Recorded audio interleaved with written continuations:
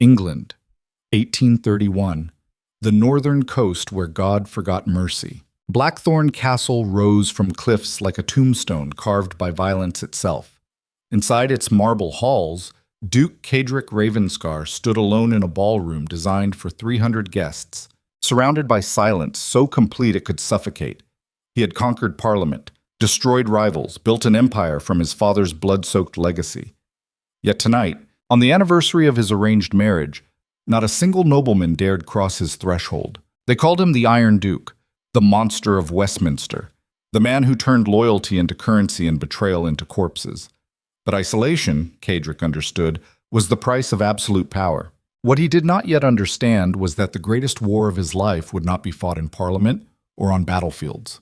It would be waged inside his own castle, against enemies who smiled like family while sharpening knives in the dark. And the woman he married to secure political alliances would become either his salvation or the architect of his complete destruction.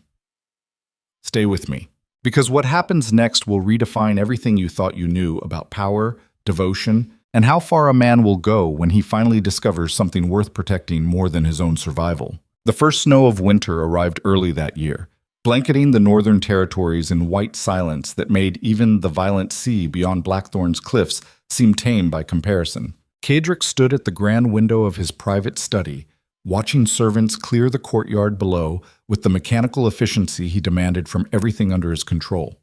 They moved quickly, deliberately, without conversation.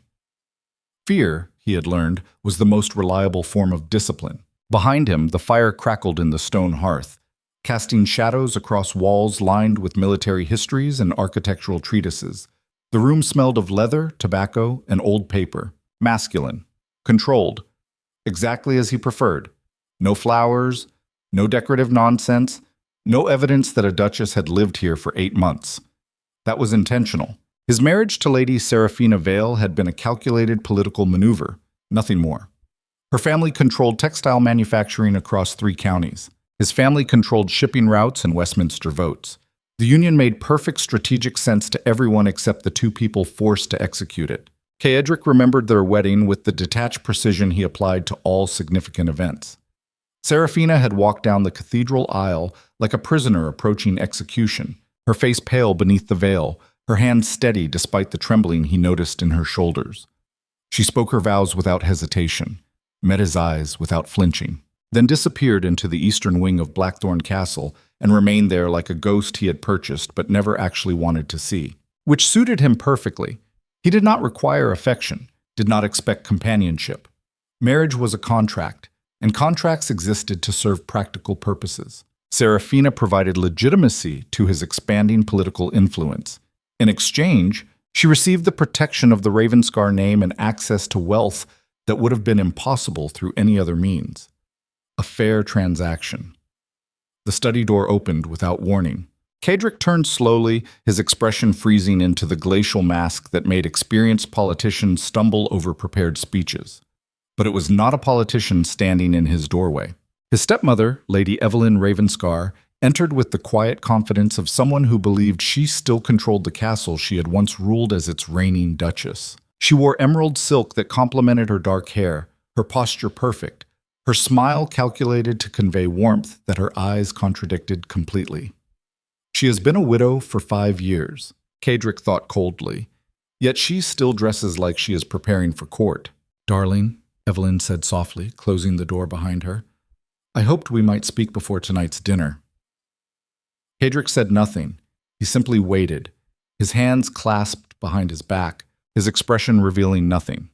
Evelyn's smile tightened almost imperceptibly. She crossed to the sideboard and poured herself brandy without asking permission, a small assertion of authority that irritated him more than it should have. Your wife has been making inquiries, she said carefully, swirling the amber liquid in her glass. About the estate finances, the tenant agreements, the household expenditures. She is the Duchess, Caedric replied flatly. Those matters fall within her authority. Of course. Evelyn's tone remained pleasant, but something sharp flickered behind her composed expression.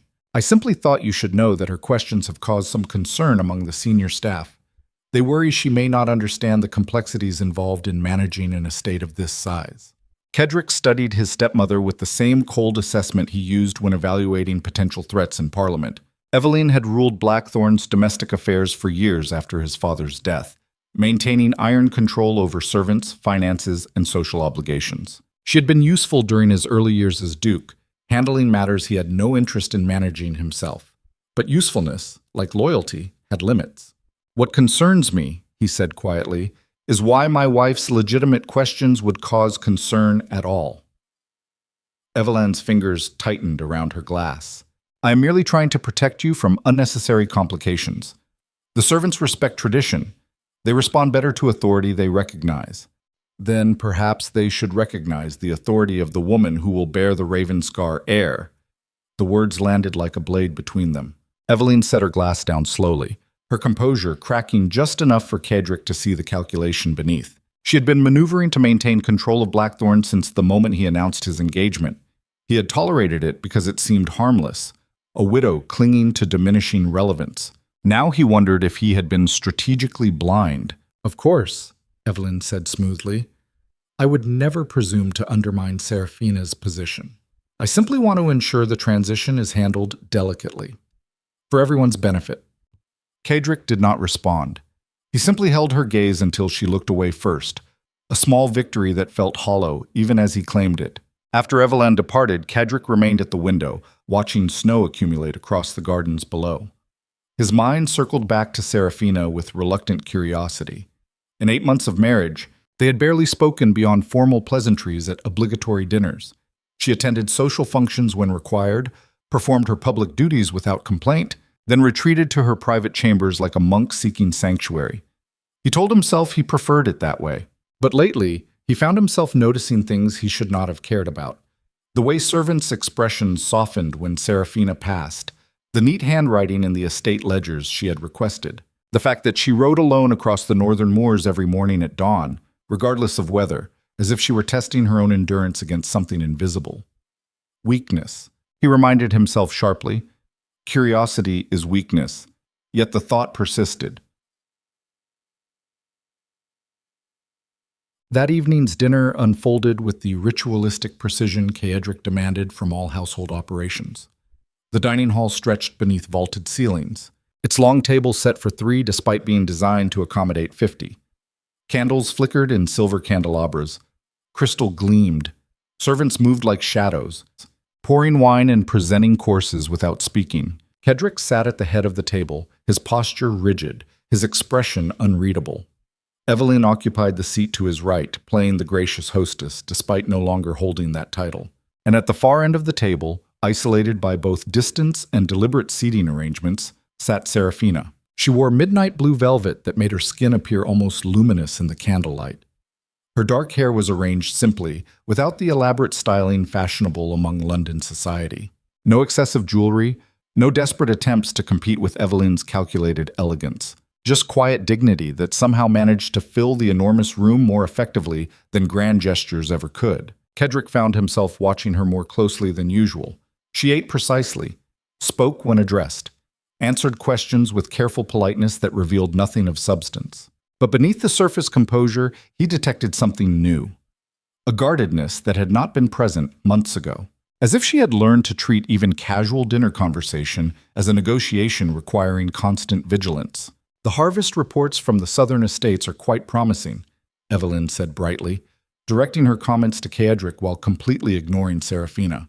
"Though I'm concerned about the tenant disputes in Ashford. They require a firm hand." "I have reviewed the situation," Seraphina said quietly, setting down her fork. "The disputes stem from unclear lease agreements written 30 years ago. Legal clarity would resolve the matter more effectively than firmness." Evelyn's smile never wavered, but her eyes hardened. "Tenants respond to authority, not legal technicalities." "Tenants respond to fairness," Seraphina countered calmly. "When they understand their obligations, they are more likely to meet them." The exchange happened so smoothly that Caedric almost missed the power struggle buried beneath polite words. Evelyn attempting to reassert control, Seraphina quietly refusing to yield territory.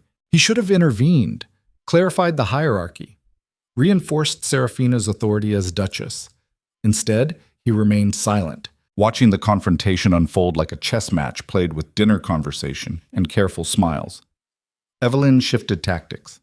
Of course, you bring fresh perspective, my dear. Though managing estates requires understanding traditions that take years to fully appreciate, I would be happy to guide you through the complexities involved.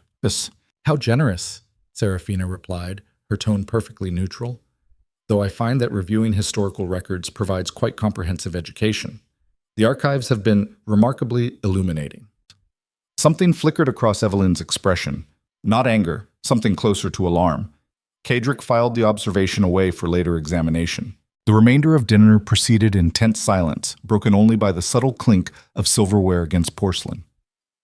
When Seraphina finally excused herself, rising with quiet grace, Caedric found himself tracking her movement across the hall until she disappeared beyond the carved doors.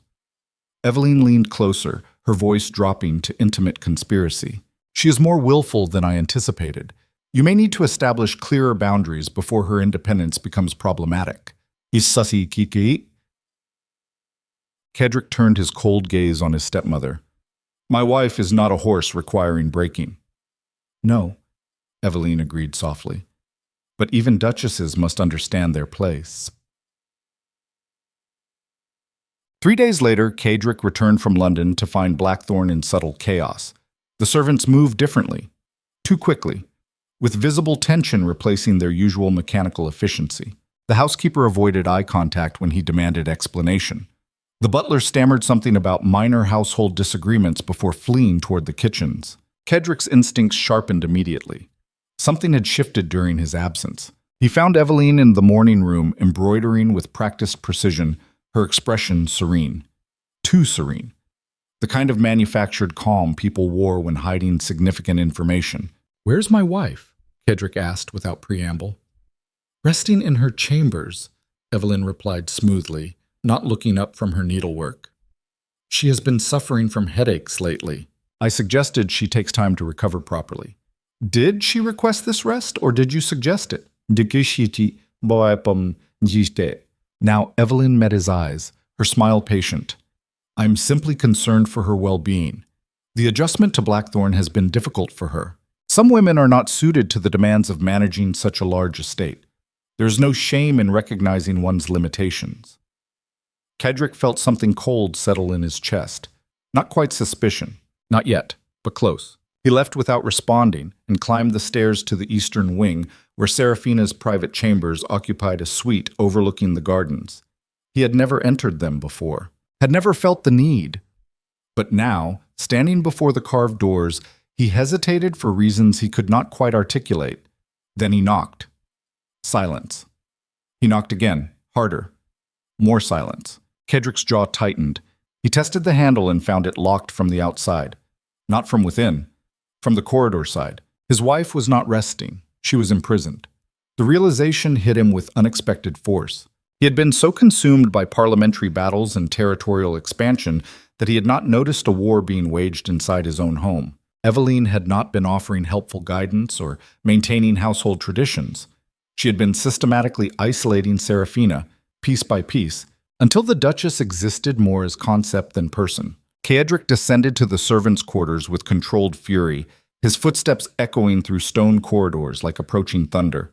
The staff scattered before him. He found the housekeeper hiding in the linen closets, her face pale with terror. "Unlock the Duchess's chambers," he said quietly. "Now." The housekeeper's hands shook as she produced the key. "My lord, Lady Evelyn instructed—" "I did not ask what Lady Evelyn instructed. I gave you an order." They climbed back to the eastern wing in tense silence. The housekeeper unlocked the doors with trembling fingers, then fled before Caedric could question her further. He pushed the doors open and stepped inside. The chambers were beautiful, elegantly furnished, perfectly maintained, and completely devoid of personal touches that would indicate anyone actually lived there. No books, no correspondence, no evidence of occupation beyond the basic necessities. A prison disguised as luxury. Seraphina sat by the window in a high-backed chair, staring out at the gardens below. She did not turn when he entered, did not acknowledge his presence at all. "How long?"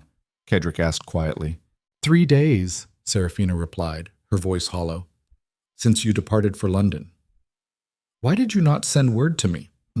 Now she turned, and Caedric saw exhaustion etched into her features. Not physical tiredness, something deeper.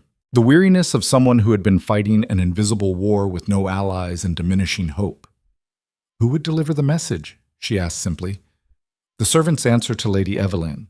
"The stable hands refused to saddle horses for me without her permission. Even the maids who clean these chambers will not meet my eyes." Yeesh. Caedric felt something crack inside his chest. Not guilt. He had built his entire existence on the principle that guilt was weakness, but something close to it, something uncomfortable that made him want to destroy whoever had reduced his wife to this quiet defeat. "You should have fought back," he said, and immediately regretted how cold it sounded. Seraphina's laugh was bitter. "Against what? She never raises her voice, never makes demands. She simply adjusts small things until the entire castle operates according to her will. When I tried to review the estate accounts, documents disappeared. When I attempted to address tenant concerns, my correspondence vanished before reaching recipients. When I sought to establish authority over household staff, they suddenly developed convenient memory lapses about every instruction I gave." She stood slowly, moving to face him fully. "You taught me this, actually, on our wedding night when you explained that power was not about violence or grand gestures. It was about controlling the small mechanisms that made systems function. Congratulations, Your Grace. Your stepmother learned the same lesson and weaponized it more effectively than you ever anticipated." The accusation hung between them like smoke from a battlefield. Caedric wanted to deny it, to dismiss her concerns as emotional exaggeration. But he had built his political career on recognizing strategic manipulation, and everything Seraphina described matched patterns he had used himself in Parliament. Evelyn had been systematically dismantling Seraphina's authority, using the same tactics Caedric employed to destroy political rivals. "Why did you not tell me sooner?" he asked. "Would you have believed me?" Seraphina countered quietly. "You barely acknowledge my existence beyond public necessity. Lady Evelyn has been part of this household for years. I am merely the inconvenient bride you acquired for political advantage. Who would you trust?" The question landed like a physical blow because Caedric knew the answer. A month ago, he would have dismissed Seraphina's concerns as female hysteria or aristocratic dramatics, would have sided with Evelyn because she represented familiar stability, while Seraphina remained a stranger bound to him by legal contract but not actual connection. He had been blind. Strategically, catastrophically blind. And in his blindness, he had allowed his own household to become a battlefield where his wife fought alone. "Come with me," Caedric said abruptly. Seraphina did not move. "Where?" "Away from this wing. Away from isolation. You will take chambers in the main section of the castle where servants cannot lock doors without my direct knowledge." "And what happens when Lady Evelyn objects?" "Mich totserat down sumant." Caedric's expression turned lethal. "Then Lady Evelyn will learn that some battles end careers and others end lives. She should choose her next moves very carefully." Bant. The confrontation happened that same evening, in the formal drawing room where Evelyn typically held court over afternoon tea and social correspondence. She looked up from her writing desk as Caedric entered, her expression shifting from surprise to calculated warmth in less than a heartbeat. "Darling, I did not expect you until—" "You locked my wife in her chambers," Caedric interrupted coldly. Evelyn's pen paused mid-word. "I suggested rest. For her health. You imprisoned her. For your control." The accusation hung in the air like drawn steel. Evelyn set down her pen with deliberate care, her composure intact but her eyes hardening into something closer to her true nature. "I protected this household from disruption." Seraphina arrived with grand ideas about reforming estate management and challenging traditions that have served Blackthorne for generations. Someone needed to maintain stability while you focused on Parliament. "Stability," Caedric repeated slowly. "Or your own authority? They are the same thing." Evelyn stood, moving to face him directly. "You were a child when your father died. I held this estate together while you learned how to navigate Westminster. I earned my position here. I will not surrender it to some naive girl who thinks compassion can replace competence." The mask had finally cracked. Caedric saw clearly now what he should have recognized months ago. Evelyn had never been a grieving widow helping manage household affairs. She had been a power broker who viewed Blackthorne as her territory, and any threat to that control as an act of war. And Seraphina, with her quiet intelligence and growing influence among servants, represented an existential threat. "You are the Dowager Duchess," Caedric said quietly, his voice dropping into the register that made hardened politicians stumble. "Not the Duchess. That title belongs to my wife. Every authority you claim exists at my discretion, and I am withdrawing it, effective immediately." Evelyn's expression transformed from confident defiance to genuine alarm. "You cannot be serious. You locked her in a room like a prisoner. You sabotaged her correspondence. You turned household staff against their rightful mistress." Caedric stepped closer, and Evelyn actually retreated. "Did you truly believe I would tolerate that once I discovered it?" "I was protecting your interests." Evelyn's voice rose, composure shattering. She was undermining everything we built together, questioning financial arrangements, investigating tenant agreements that could expose complications you do not need while consolidating power in Parliament. "I acted to shield you from—" "From what?" Caedric demanded. "Transparency? Accountability? Or from losing the influence you have been hoarding like currency?" "Mums." Evelyn's hands clenched into fists at her sides. "Your father understood that power requires sacrifice, that maintaining control means making difficult choices. You learned that from him, from me. Do not pretend moral outrage now simply because your pretty wife wept convincingly." The contempt in her voice finally snapped whatever restraint Caedric had been maintaining. "My father," he said coldly, "was a brutal drunk who died choking on his own vomit after beating a stable boy unconscious for imagined disrespect. I learned nothing from him except how weakness disguises itself as strength. And I learned from you that loyalty lasts exactly as long as it serves personal ambition." Evelyn's face drained of color. "You will pack your personal belongings tonight," Caedric continued relentlessly. "Tomorrow, you will relocate to the dower house on the southern edge of the estate. You will receive a generous allowance sufficient for comfortable living, but you will have no authority over Blackthorne's household, finances, or staff. If you attempt to interfere with my wife again, I will withdraw the allowance, and you can discover how generous society is to widows with scandal attached to their names." "You would truly choose her over me?" Evelyn whispered, genuine shock breaking through her fury. "After everything I sacrificed to build your reputation?" "You sacrificed nothing," Caedric replied. "You invested, and now your investment has matured and been withdrawn. That is how power works, Evelyn. You taught me that yourself." He left her standing alone in the drawing room, her perfect composure finally destroyed, her future condensed from castle-wide authority to a small house where she could nurse wounded pride in private. It should have felt like victory. Instead, Caedric felt only the hollow recognition that he had allowed cruelty to flourish under his own roof because he had been too consumed by external battles to notice the war within.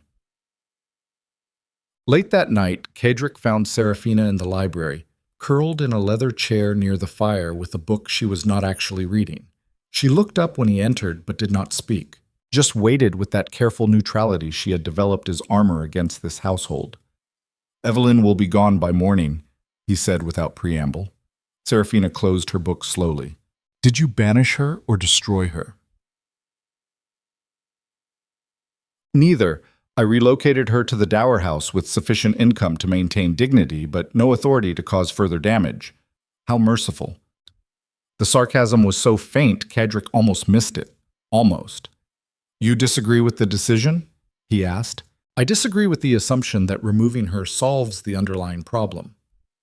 Seraphina set the book aside, her gaze direct. "Your stepmother was symptom, not disease. The real issue is that you built an entire household on fear and control, then acted surprised when someone weaponized those same principles against me." The observation cut deeper than Caedric expected because it was absolutely accurate. He had created an environment where power mattered more than justice, authority more than compassion, control more than trust. Evelyn had simply exploited the system he designed. "What would you have me do differently?" he asked, and was surprised to realize he genuinely wanted an answer. Seraphina studied him for a long moment, her expression unreadable. "Stop treating loyalty like currency that must be purchased." Stop measuring relationships by strategic value. Stop assuming that everyone around you exists solely to serve your ambitions. Idealistic philosophy, Caedric replied coldly. Reality operates differently, sir. Does it? Seraphina stood, moving closer. You destroyed Evelyn because she threatened something you decided mattered, but you only made that decision once you witnessed the consequences directly. Had you actually cared about me as a person, rather than a political asset, you would have noticed her sabotage months ago. The accusation was delivered without heat, without drama. The accusation was just cold observation that somehow made it more devastating than fury would have been. Caedric felt something uncomfortable twist in his chest. You were correct, he admitted quietly. I failed you. I should have been more vigilant. I do not need vigilance, Seraphina said. I need partnership, respect, recognition that I am not merely an accessory to your political ambitions, but an actual human being capable of contributing value beyond producing heirs and attending social functions. The words hung between them like a bridge built from brutal honesty. Caedric had spent years perfecting the art of negotiation, manipulation, and strategic compromise. But this conversation required something he had deliberately excised from his personality years ago: vulnerability. Genuine acknowledgement of failure without defensive justification. I do not know how to be what you are asking, he said finally. Then learn, Seraphina replied simply. Or accept that this marriage will remain exactly what it has been. A contract without substance, an alliance without connection. Two strangers sharing a castle, but never actually meeting. She left him standing alone in the library, surrounded by thousands of books filled with knowledge about military strategy, political philosophy, and economic theory. But not a single volume explaining how to repair damage caused by choosing power over humanity. The following weeks transformed Blackthorne in ways both visible and subtle. Evelyn departed for the dower house without public drama, maintaining aristocratic dignity even in defeat. Servants gradually adjusted to Seraphina's authority, their fear slowly replaced by cautious respect as she proved herself both competent and fair. Estate management improved as Seraphina's organizational skills uncovered inefficiencies that had persisted for years under Evelyn's regime. And Caedric watched it all with growing fascination he refused to acknowledge as anything more than intellectual curiosity. Seraphina approached duchy management like a military campaign, systematically identifying problems, developing solutions, and implementing changes with ruthless efficiency. She reviewed tenant agreements and discovered lease clauses that had been exploited for decades. She reorganized household finances and found evidence of minor embezzlement that Evelyn had either ignored or participated in. She interviewed servants directly and learned about operational failures that had been hidden beneath layers of bureaucratic tradition. Within a month, Blackthorne ran more efficiently than it had in years. Caedric found himself seeking her out for discussions about estate matters that technically fell outside his direct concern. Their conversations remained formal, professional, carefully bounded by the roles they inhabited. But something had shifted. He noticed details he should not have cared about. The way Seraphina's expression softened when speaking with younger servants who seemed genuinely devoted to her. The meticulous handwriting in reports she prepared for his review. The fact that she still rode alone across the moors every dawn, but now returned with wildflowers tucked into her saddlebags that she distributed to staff who seemed surprised by the small gestures of kindness. She was building something inside Blackthorne that Caedric had never considered valuable, loyalty earned through respect rather than fear. One evening, he found himself at the portrait gallery where generations of Ravenscars glared down from oil paintings with expressions ranging from martial severity to aristocratic disdain. He stopped before his father's portrait, studying the hard features that had haunted his childhood. Lord Edmund Ravenscar, Duke of Blackthorne, dead at 47 from a combination of alcoholism, violence, and the arrogant belief that power excused cruelty. Caedric had spent years trying to be everything his father was not. Disciplined instead of self-destructive, strategic instead of impulsive, cold instead of volatile. But in rejecting his father's weaknesses, had he also absorbed his fundamental philosophy? That people existed as tools to be used and discarded when no longer useful? He looks angry even in death, Seraphina said quietly from behind him. Caedric turned. She stood several feet away, wrapped in a dark shawl against the gallery's chill, her expression thoughtful as she studied the portrait. He was angry in life, Caedric replied. Rage was his default state. Is that why you chose ice instead? The observation was too accurate to dismiss. Anger is weakness. It clouds judgment and creates vulnerabilities enemies can exploit. Bull. An emotion in general, Seraphina asked. Also weakness? Emotion is acceptable, Caedric said carefully, as long as it serves strategic purpose. Seraphina moved closer to the portrait, her gaze never leaving the painted figure. Your father terrified everyone around him. You accomplished the same result through different methods, but the outcome is identical. People fear you just as much as they feared him. Fear maintains order. Fear maintains compliance, Seraphina corrected, which lasts exactly as long as the threat remains credible. The moment you show vulnerability, everyone you have ruled through intimidation will turn on you like wolves scenting blood. Caedric felt irritation spark. You think compassion creates stronger loyalty? I think, Seraphina said, finally turning to face him, that loyalty built on fear is actually just delayed betrayal. And you are intelligent enough to recognize that truth, even if admitting it contradicts everything you have built your identity around. The accusation landed with uncomfortable precision. They stood in the cold gallery surrounded by dead Ravenscars, the weight of inherited brutality pressing down like accumulated centuries. Caedric wanted to dismiss her philosophy as naive idealism, wanted to retreat behind the cold mask that had protected him for years. But something stopped him. Maybe exhaustion, maybe curiosity, maybe the growing recognition that the empire he had built was becoming a prison he could never escape. What would you have me do? He asked quietly. Apologize to every person I have ever intimidated? Abandon strategies that have proven effective simply because they make people uncomfortable? No, Seraphina replied. I would have you recognize that strength and cruelty are not synonyms. That power can be maintained through respect rather than terror. That building something worth protecting matters more than simply accumulating territory no one would weep to see destroyed. Idealism, Caedric said, but the word lacked conviction. Pragmatism, Seraphina countered, because eventually your luck will fail, your health will decline. Your political enemies will find leverage you cannot counter.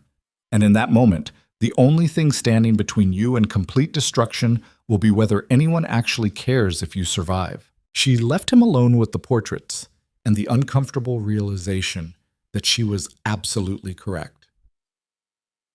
2 months after Eveline's departure, a letter arrived from Westminster that changed everything. Caedric read it 3 times in his study, his expression growing colder with each repetition. Then he locked it in his desk drawer and descended to find Seraphina reviewing estate correspondence in the morning room. She looked up as he entered, her expression shifting from neutral concentration to wary concern. What happened? Parliament is calling for a formal inquiry into duchy finances, Caedric said flatly. Anonymous accusations of embezzlement and mismanagement. The letter contains enough specific details to suggest insider knowledge. Seraphina set down her pen slowly. Evelyn. Almost certainly. Caedric moved to the window, his hands clasped behind his back. She has access to historical financial records, enough knowledge to construct plausible accusations even if she lacks proof. Can they actually force an investigation? With sufficient political pressure, yes. And I have enough enemies in Parliament who would welcome any excuse to undermine my influence. Silence settled between them like gathering storm clouds. Seraphina stood, moving to stand beside him at the window. What will you do? Caedric almost laughed at the question. What would he do? The same thing he always did when threatened. Destroy the threat before it destroyed him. Call in political favors. Leverage compromising information he had accumulated about rivals. Turn the inquiry into a weapon he could use against accusers. Standard strategy. But looking at Seraphina's reflection in the window glass, he found himself hesitating. I could end this quickly, he said quietly. I have information about several key parliamentarians that would neutralize any investigation before it gained momentum. Scandals, financial improprieties, personal indiscretions they have worked hard to conceal. But, Seraphina prompted, but doing so would confirm every accusation ever made about my methods, that I rule through blackmail and intimidation, that I am exactly the monster aristocrats claim me to be. And the alternative? Caedric turned to face her directly. Submit to the inquiry. Allow complete transparency into duchy finances. Prove that accusations are fabricated. And risk that investigators will uncover old arrangements that technically violated regulations, even if they served legitimate purposes. Which option does the ruthless Duke choose? Seraphina asked softly. Caedric studied her face, searching for judgment or manipulation. Found only genuine curiosity. The ruthless Duke destroys his enemies without hesitation, he replied. But recently someone suggested that maintaining power through fear is simply delayed betrayal, and I find myself wondering if she was correct. Something shifted in Seraphina's expression. Not quite warmth, not yet, but perhaps the first hint of something beyond careful neutrality. If you allow the inquiry, she said slowly, I will help you prepare. Review every financial record, organize documentation, build a defense based on truth rather than intimidation. Why would you do that? Because, Seraphina said, I meant what I said about partnership, and partnerships require trust that extends beyond strategic convenience. Caedric felt something crack in his chest, the same uncomfortable sensation he had experienced when first discovering Seraphina imprisoned in her chambers. Not guilt, not exactly, but recognition that he had been operating under false assumptions for so long that truth felt foreign. Very well, he said quietly. We do this your way. Full transparency, complete cooperation, and if it destroys everything I have built, at least I will know I tried something different before burning. Seraphina's hand moved as if to touch his arm, then stopped halfway. The gesture hung incomplete between them, neither retreat nor advance. You are not your father, she said softly, even when you try to be. Then she left to begin organizing the defense that would either vindicate him or expose every compromise he had ever made in pursuit of power. And Caedric stood alone in the morning room, wondering when exactly his marriage had transformed from political contract into something resembling actual alliance.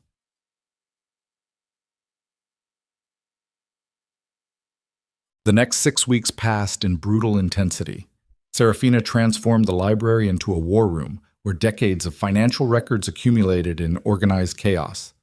Ledgers, contracts, correspondence, bank statements. Every document that could possibly relate to duchy finances was reviewed, cataloged, and cross-referenced.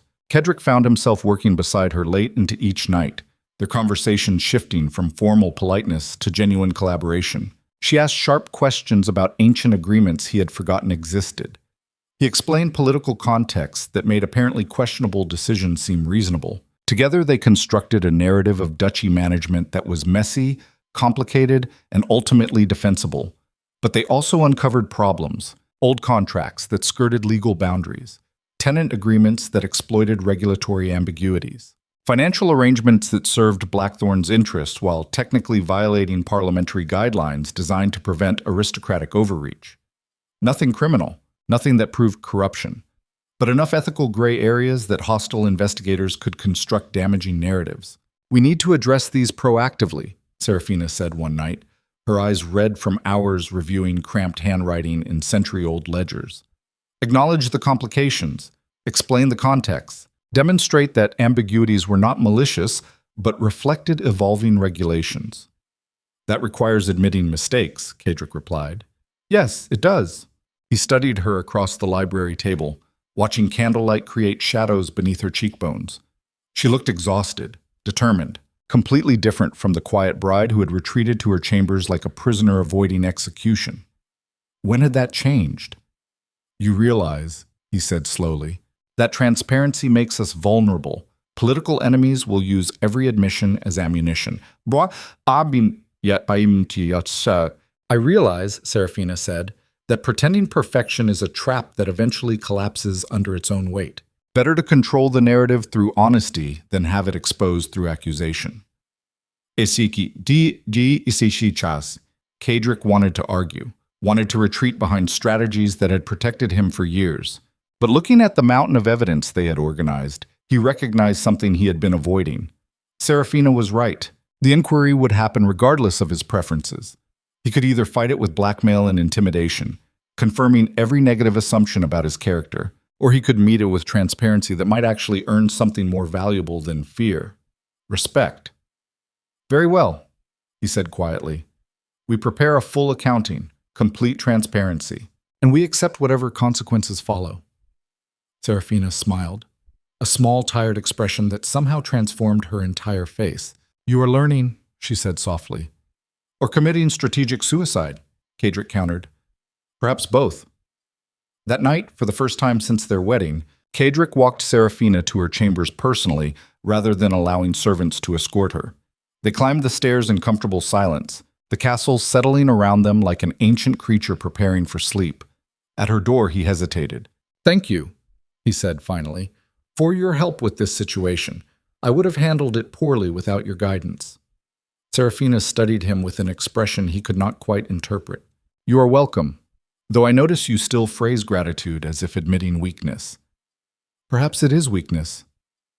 Or perhaps, Seraphina said quietly, it is the first step toward building something stronger than fear. She disappeared inside her chambers, leaving Caedric standing alone in the corridor. He returned to his own rooms and sat by the fire for hours, staring into flames while his mind circled back to a realization that should have been obvious months ago. Somewhere between political arrangement and collaborative defense preparation, his marriage had transformed into something resembling actual partnership, and the woman he had barely acknowledged for 8 months had become the most valuable ally he possessed. The thought should have terrified him. Instead, it felt like the first genuine truth he had admitted to himself in years. 3 weeks before the parliamentary inquiry was scheduled to begin, a sealed letter arrived addressed to Seraphina. Caedric watched her face drain of color as she read it, her hands beginning to tremble before she set the paper down carefully, as if handling something contaminated. What is it? He asked. Seraphina did not answer immediately. When she finally spoke, her voice was hollow.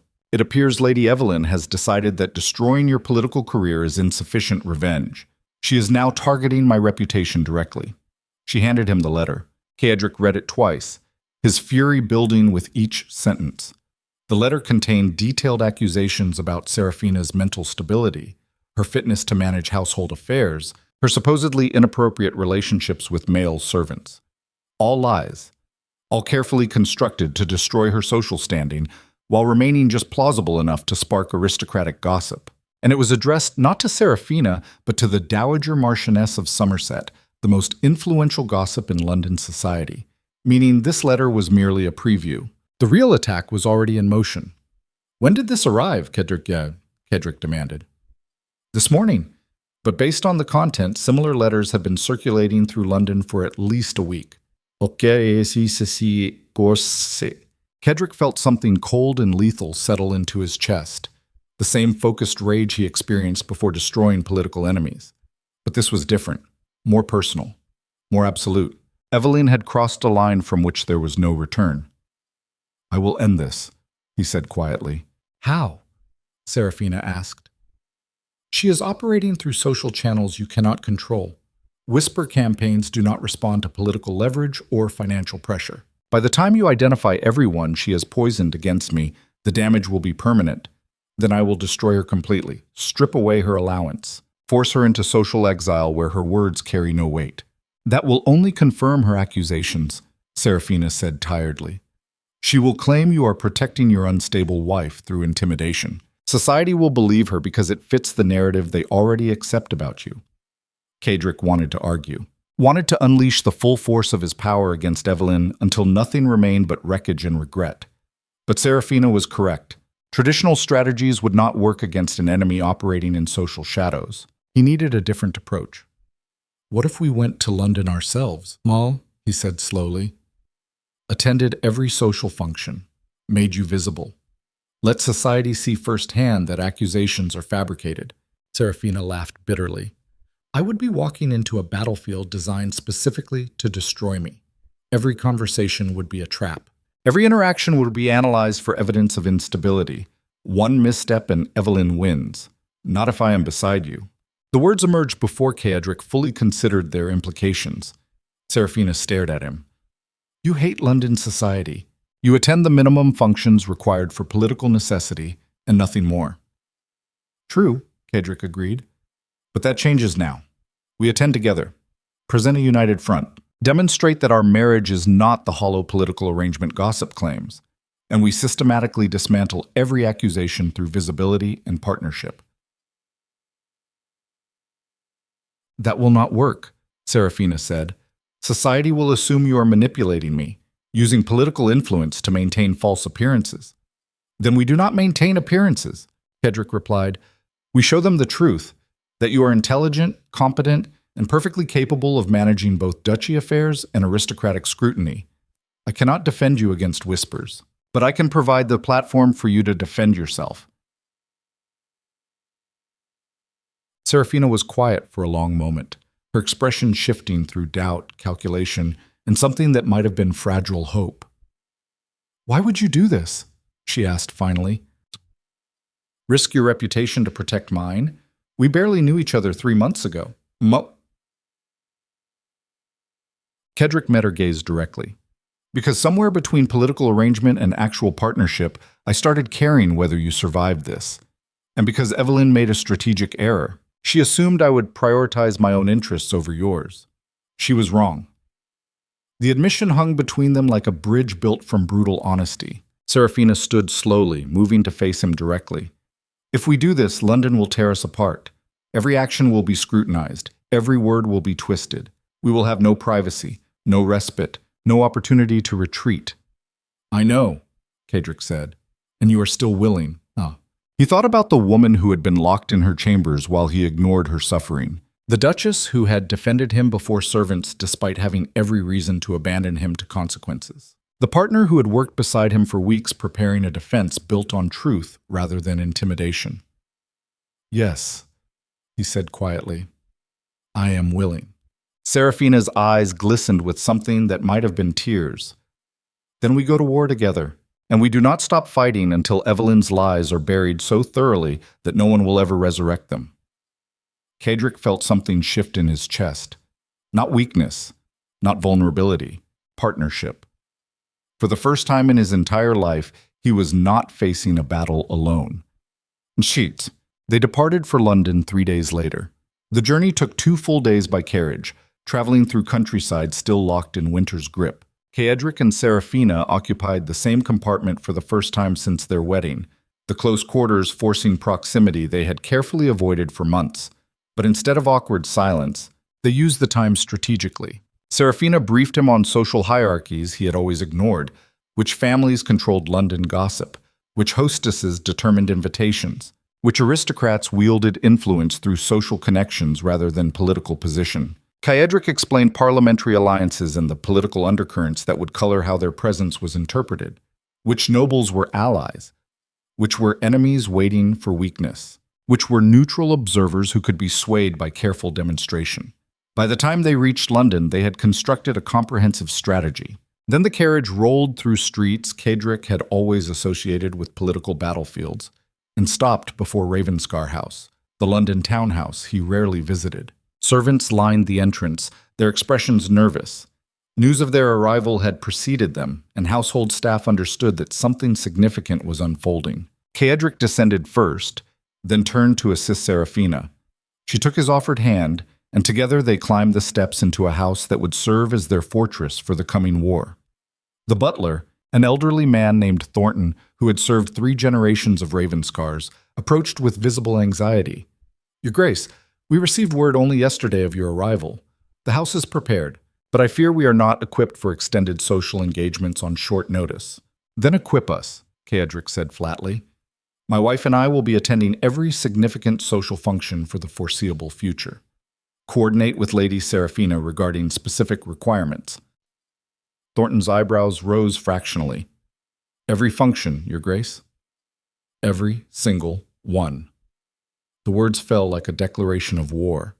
Seraphina moved forward, her bearing shifting into the Duchess persona Caedric had rarely witnessed, confident, commanding, absolutely certain of her authority.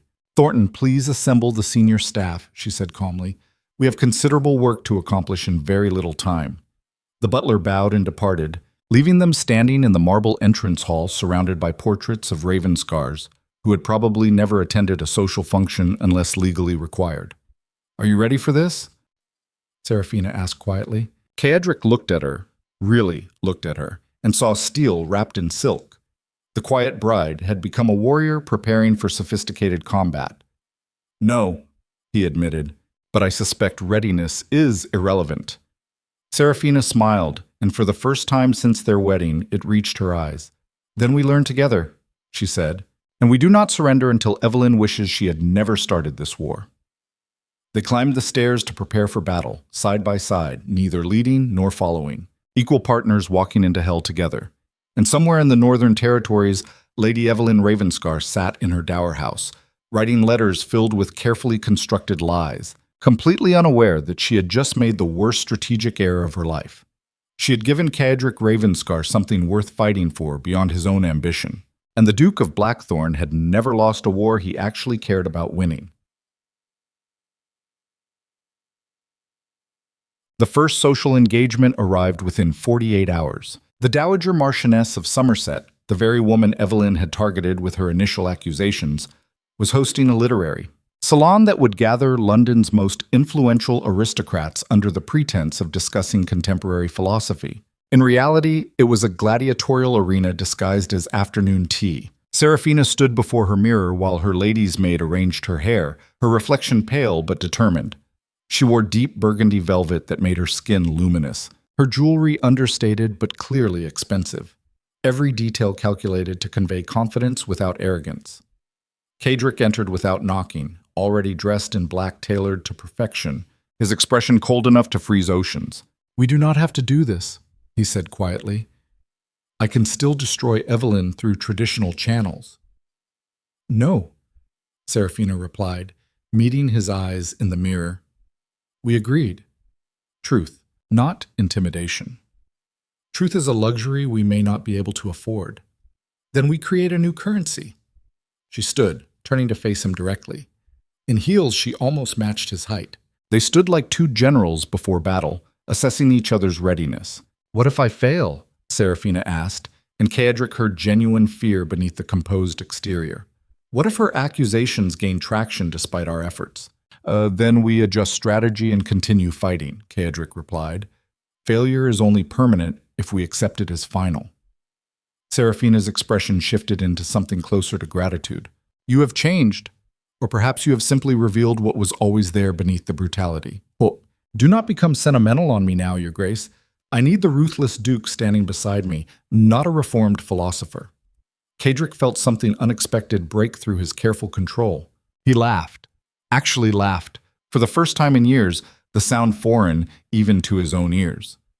Seraphina stared at him in shock, then slowly smiled. "That is better," she said softly. "Now you look dangerous instead of merely cold."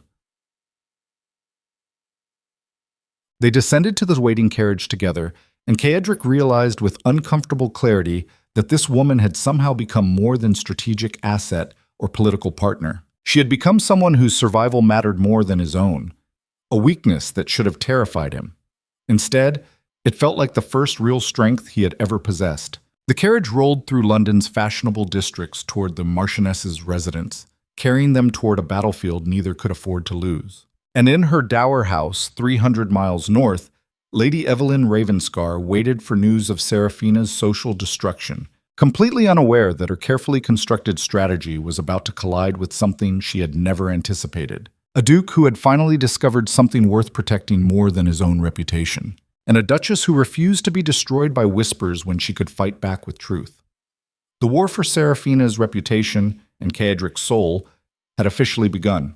The Marchioness's residence stood like a monument to aristocratic excess in the heart of Mayfair, its white stone facade glowing under gas lamps that turned evening into artificial day. Carriages lined the circular drive, disgorging London's elite in silk and jewels, their laughter carrying through cold air like the sound of predators gathering before a hunt. Caedric felt Seraphina's hand tighten almost imperceptibly on his arm as their carriage rolled to a stop.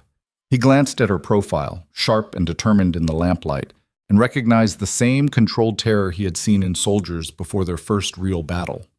The difference was that soldiers faced enemies who fought with weapons you could see coming. This battlefield operated on whispers, smiles, and carefully timed cruelty disguised as concern. "We should not be here," something inside him insisted. "This is madness. Tactical suicide." But he had made a promise, and Caedric Ravenscar kept promises even when they threatened to destroy him. They descended together, Seraphina's burgundy gown sweeping across marble steps, while heads turned with visible shock. The Duke of Blackthorne attending a literary salon was unprecedented enough. Bringing his reclusive wife was nothing short of revolutionary. The whispers started immediately. Inside, the Marchioness's drawing rooms had been transformed into an elegant prison where every surface gleamed with wealth and every guest carried weapons made of words, crystal chandeliers, imported carpets, servants moving like ghosts with champagne and canapes that nobody actually wanted but everyone accepted as social currency. The Dowager Marchioness herself approached with the slow deliberation of a woman who understood her own power. She was perhaps 60, her face still beautiful despite age, her eyes sharp enough to dissect souls with a single glance. Lady Catherine Somerset, the woman who could destroy reputations with a raised eyebrow. "Your move," Caedric thought coldly. "Let us see how brave you are when the monster you gossip about is standing in your drawing room." "Catherine, I received your invitation," he said, his voice carrying just enough edge to make nearby conversations falter. "My wife and I thought it would be delightful to finally participate in London society together." The Marchioness's smile never wavered, but something flickered behind her eyes. Calculation. Reassessment. The instant recognition that this confrontation would not unfold according to her expectations. "Duke Ravenscar," she replied smoothly. "And Duchess. What an unexpected pleasure. I confess I did not anticipate your attendance.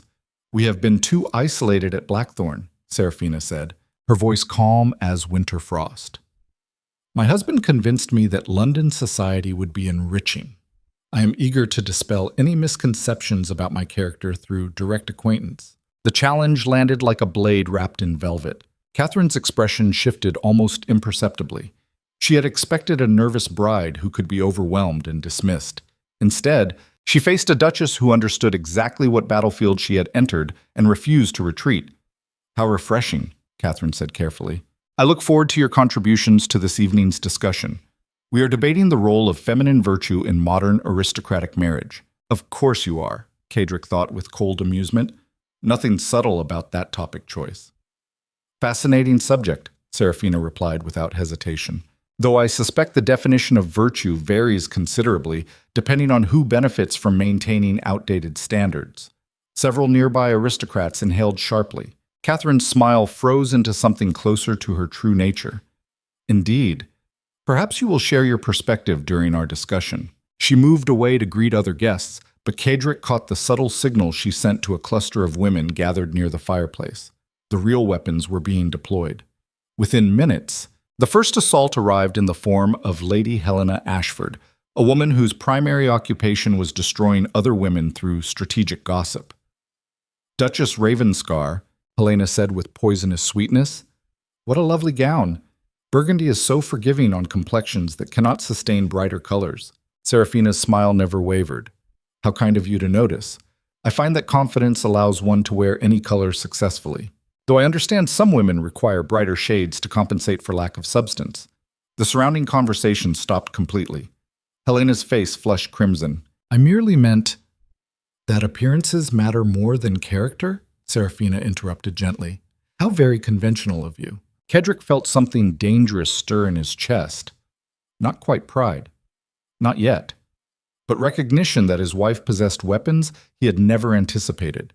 She was not just surviving this battlefield. She was conquering it. The evening progressed with brutal efficiency. Every conversation became a skirmish. Every seemingly innocent question concealed barbed intent.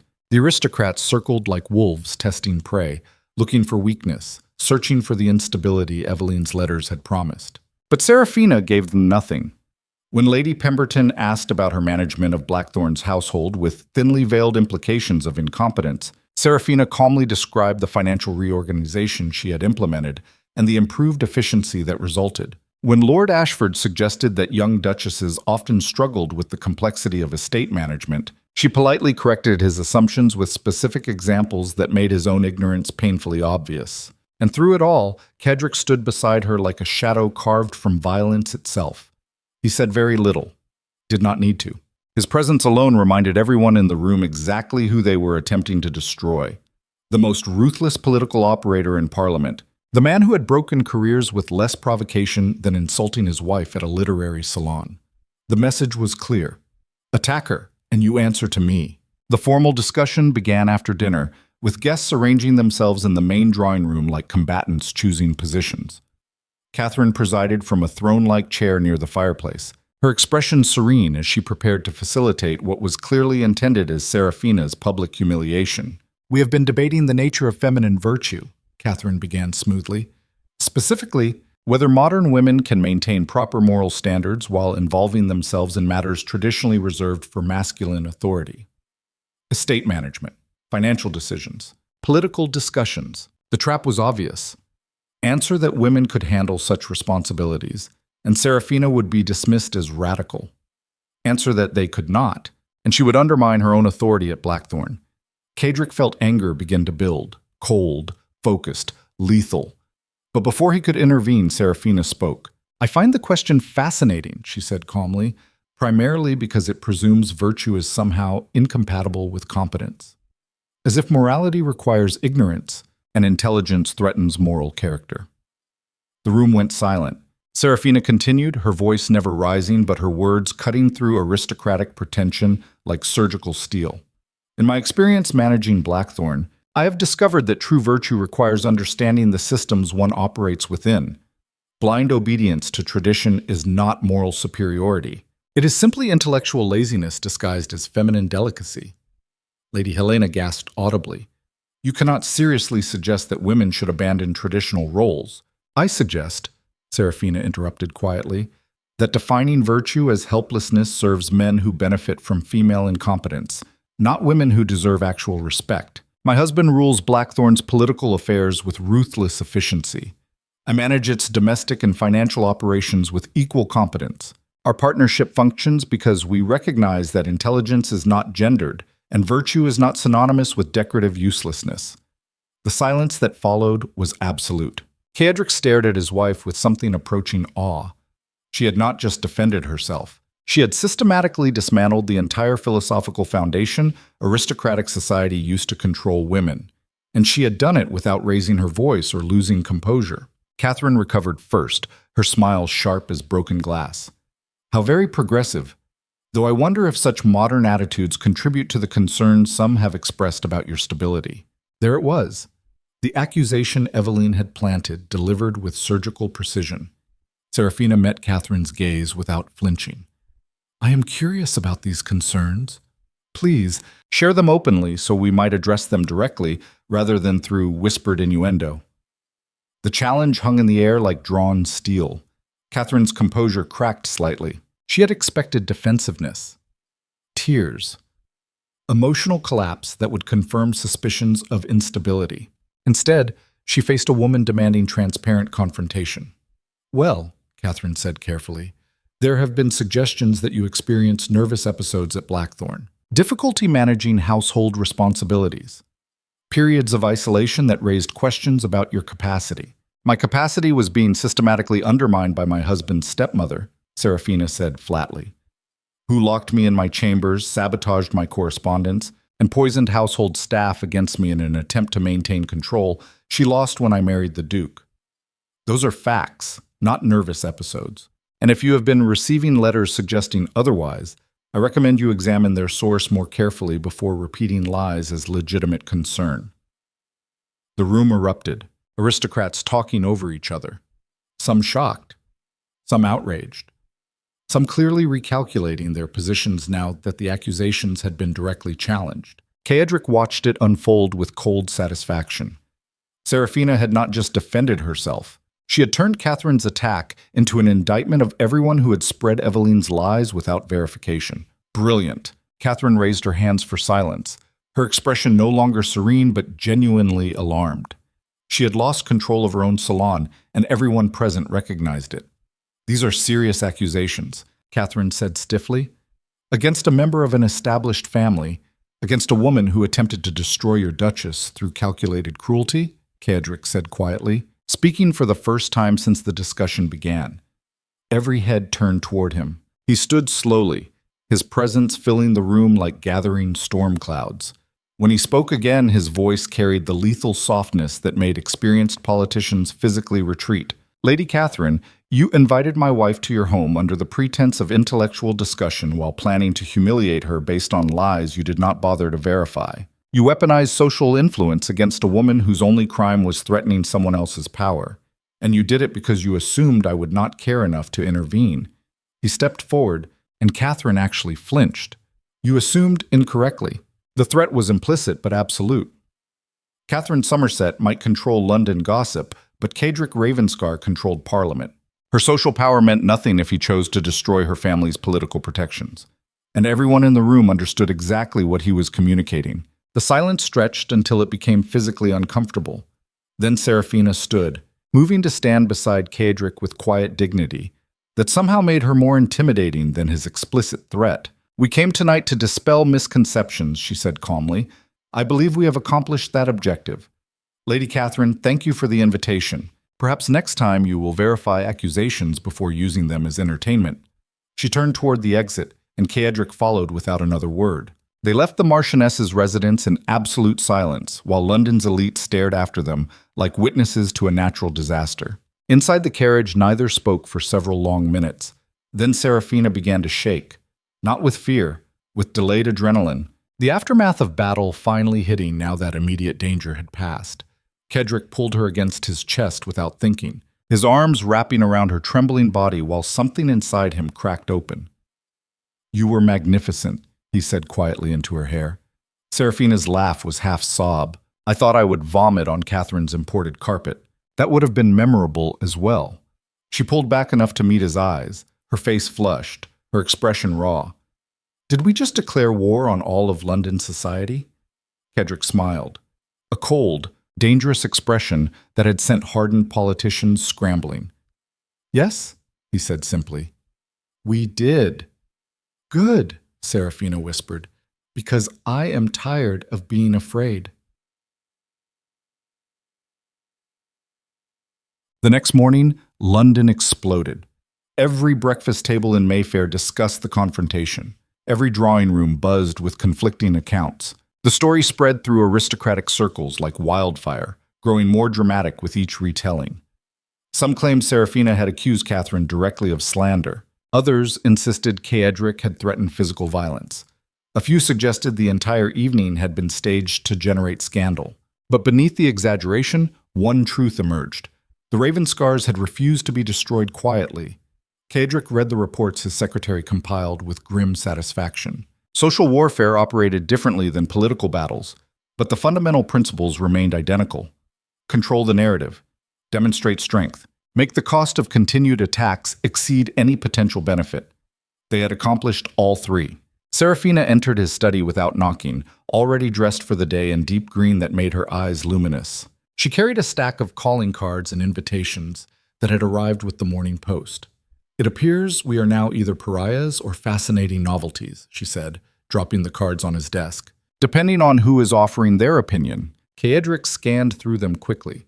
Invitations to dinners, requests for private meetings, carefully worded notes from families attempting to determine which side of the conflict offered better strategic advantage, and one letter that made his blood freeze. It was addressed to Seraphina in handwriting he recognized immediately. Evelyn. Seraphina saw his expression change. What is it? He handed her the letter without speaking. She broke the seal and read in silence, her face draining of color with each sentence. When she finished, her hands were shaking with barely controlled fury. She is threatening to release additional accusations, Seraphina said, her voice hollow. Claims that I attempted to poison household staff at Blackthorne, that I suffered violent episodes requiring physical restraint, that you have been covering up my instability to protect the Ravenscar reputation.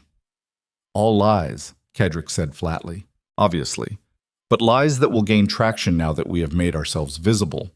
She waited until we committed to this strategy, then escalated. We cannot fight fabricated evidence through social appearances. No, Caedric agreed quietly. We cannot. He stood, moving to the window overlooking the street below. His mind worked through scenarios with the cold precision he applied to all strategic problems. Evelyn had anticipated their response and prepared a counterattack designed to undermine everything they had accomplished. Traditional approaches would not work. Social defense was insufficient against fabricated evidence. Legal action would be too slow and too public. He needed something Evelyn would not anticipate. "We return to Blackthorne," he said finally. Seraphina stared at him. "That is surrender. If we retreat now, London will interpret it as confirmation of her accusations." "Not retreat," Caedric corrected. "Offensive maneuver. Evelyn is operating from the Dower House. She has access to old records but limited current information. Her accusations rely on plausibility, not proof. We eliminate that plausibility by exposing the full truth of what happened at Blackthorne." "How?" "By calling a formal inquiry," Caedric said quietly. "Not the parliamentary investigation into duchy finances. A public examination of household management during Evelyn's tenure. We invite magistrates, solicitors, independent witnesses. We put every servant who witnessed her sabotage under oath. We make the entire situation so transparent that fabricated accusations become obviously ridiculous." Seraphina was silent for a long moment, her expression shifting through doubt and calculation. "That will expose private family matters to public scrutiny. It will be humiliating, devastating to the Ravenscar reputation." "The reputation already exists as ruthless brutality," Caedric replied. "Adding truthfulness might actually improve it." "You are suggesting we destroy your own family name to protect mine?" "No," Caedric said, turning to face her directly. "I am suggesting we rebuild it into something worth protecting." They departed for Blackthorne the following morning. The journey north felt different this time. Not the tense silence of strangers forced into proximity, but the focused quiet of allies preparing for coordinated assault. They reviewed strategy, identified potential witnesses, anticipated Evelyn's counterattacks. By the time the castle appeared on the northern cliffs, they had constructed a comprehensive plan. Thornton greeted them at the entrance with visible relief. "Your Graces, we received word of your return, but were uncertain. Summon every member of senior staff," Caedric interrupted, "and send riders to the village for Magistrate Williams and the family solicitor. I want them here before nightfall." Thornton's eyes widened. "My lord, is there—" "Now, Thornton." Within hours, Blackthorne transformed into command headquarters for the coming confrontation. Servants gathered in tense clusters. Legal representatives arrived with concerned expressions. The magistrate appeared with the wary demeanor of someone anticipating complications. Caedric assembled them in the Great Hall, that enormous space where generations of Ravenscars had dispensed justice and demonstrated power. Seraphina stood beside him, her presence no longer that of decorative wife, but equal partner in whatever was about to unfold. "We are conducting a formal inquiry," Caedric announced without preamble, "into household management during my stepmother's tenure and the circumstances surrounding my wife's treatment. This will be thorough, transparent, and legally documented. Every servant will be questioned under oath. Every financial record will be examined. Every accusation will be investigated." The hall fell into shocked silence. Magistrate Williams stepped forward, his expression troubled. "Your Grace, such inquiries are typically reserved for criminal investigations. Are you suggesting—" "I am suggesting that Lady Evelyn Ravenscar engaged in systematic abuse of authority," Caedric said flatly, "including but not limited to unlawful imprisonment, sabotage of official correspondence, financial manipulation, and deliberate destruction of my wife's reputation through fabricated accusations. I want every instance documented with legal authority so that when she attempts to spread additional lies, we can respond with verified truth." The magnitude of what he was proposing settled over the assembled group like physical weight. "This will destroy your family's privacy," the solicitor said carefully. "Expose internal conflicts to public examination. The scandal already exists," Seraphina interrupted quietly. "We are simply choosing to control the narrative rather than allowing it to control us." She moved forward, addressing the servants directly. Her voice was calm but carried absolute authority. "I understand this is uncomfortable.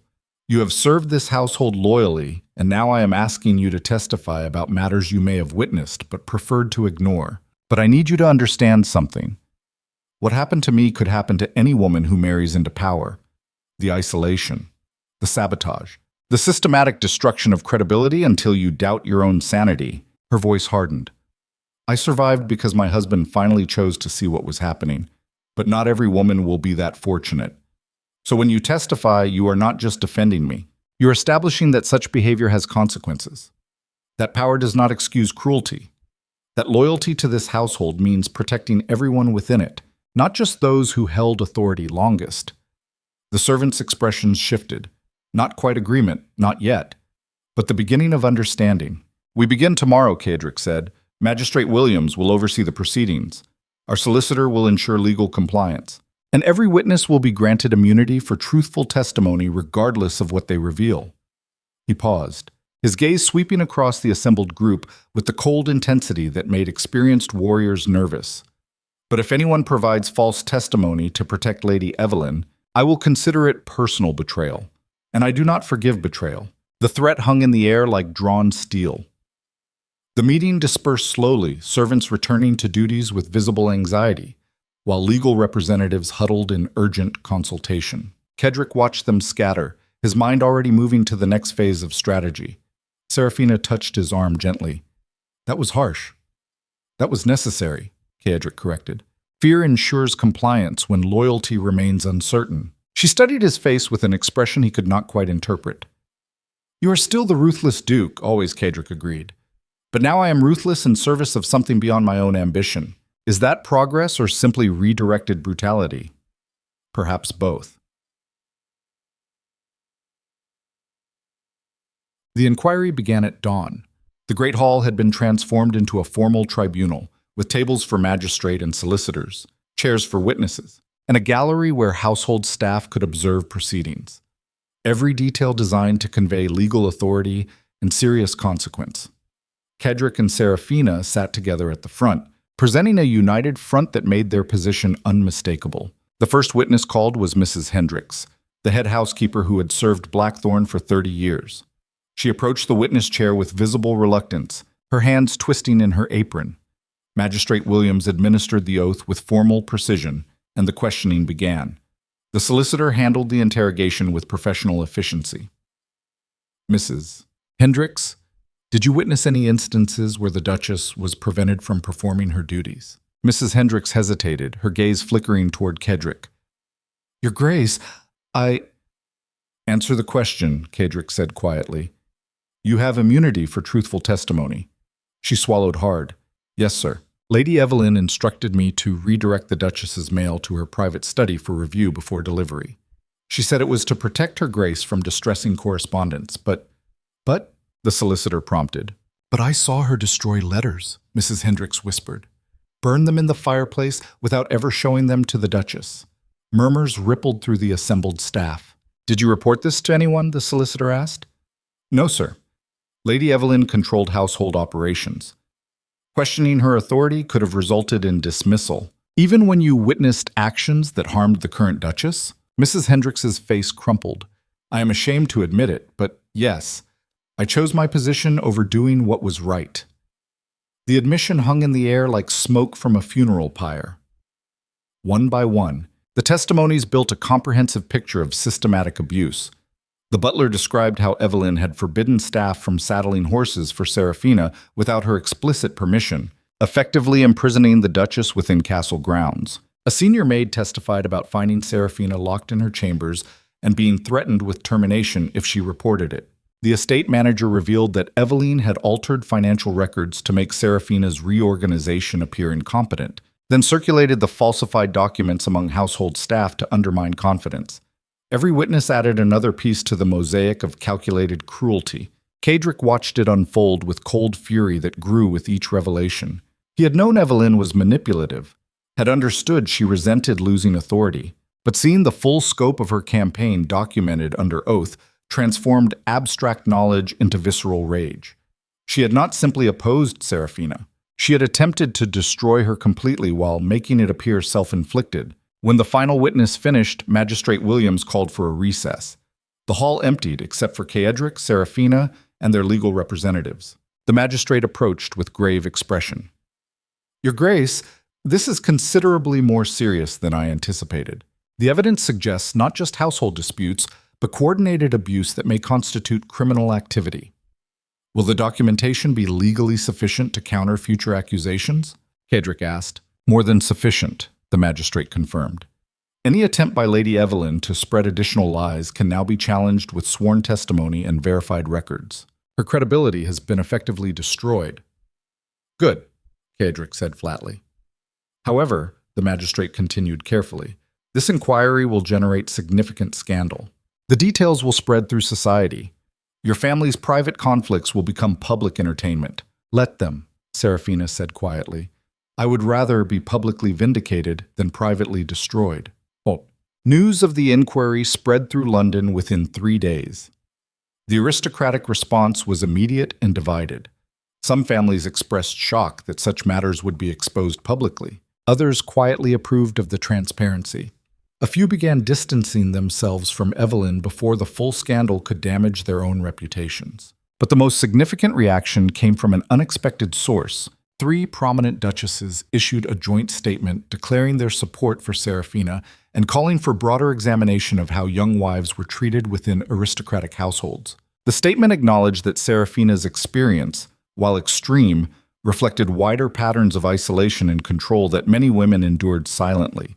The political implications were immediate. What had begun as personal conflict between Caedric and Evelyn had evolved into a broader social question about power dynamics within aristocratic families. And Seraphina, who had been dismissed as unstable bride, had become the unwitting symbol of resistance against those dynamics. Caedric read the statements in his study while Seraphina reviewed correspondence at the adjacent desk. They had fallen into a working partnership that felt increasingly natural, their presence in the same room no longer uncomfortable but quietly companionable. You have become a political force, he observed. Seraphina looked up from her letters. I became a target who refused to accept destruction quietly. There is a difference, not in practical terms. She set down her pen, her expression thoughtful. Do you regret this? The inquiry, the scandal, the transformation of private conflict into public spectacle. Caedric considered the question carefully. Weeks ago, the answer would have been immediate. Privacy was power. Exposure was weakness. Scandal was failure. Now? No, he said finally. I regret allowing the situation to develop in the first place. But once it existed, transparency was the only effective response. Very diplomatic. Very truthful. Seraphina smiled slightly. You are learning to navigate honesty. I'm almost impressed. The moment hung between them, comfortable and strangely intimate. Then Thornton entered with an urgent message that shattered the quiet. Your Grace, a rider just arrived from the Dower House. Lady Evelyn has collapsed. The physician requests your immediate presence. Caedric stood slowly, his expression shifting from calm to lethal focus. Collapsed how? The physician's note suggests deliberate poisoning, Thornton said carefully. Self-administered. The implications settled like ice water through Caedric's veins. Evelyn had attempted suicide, or wanted everyone to believe she had. Seraphina rose as well, her face pale. We need to go. Now. Why? Caedric asked coldly. She made her choices. Let her face the consequences. Because if she dies, Seraphina said quietly, we become the monsters who drove her to it. Every vindication we achieved through the inquiry disappears. We become the ruthless duke and his vengeful wife who destroyed a grieving widow. Caedric wanted to argue, wanted to point out that Evelyn had orchestrated this situation precisely to generate sympathy, that rushing to her bedside would undermine everything they had accomplished. But Seraphina was correct. Perception mattered more than truth in aristocratic society. They rode to the Dower House through darkness, the carriage racing across frozen roads while Caedric's mind worked through scenarios. If Evelyn actually died, the scandal would shift entirely. If she survived, she would use the suicide attempt as proof of persecution. Either way, they lost ground. Unless they controlled the narrative before it could be weaponized against them. The Dower House appeared in lamplight, smaller than Blackthorne but still substantial. Servants clustered anxiously outside while the physician's carriage stood in the drive. Caedric and Seraphina entered to find controlled chaos. The physician emerged from Evelyn's chambers, his expression grave. Your Grace. She consumed significant laudanum but appears to have induced vomiting shortly after. She will survive, though she remains dangerously weak. Was this a genuine suicide attempt or theater? Caedric asked bluntly.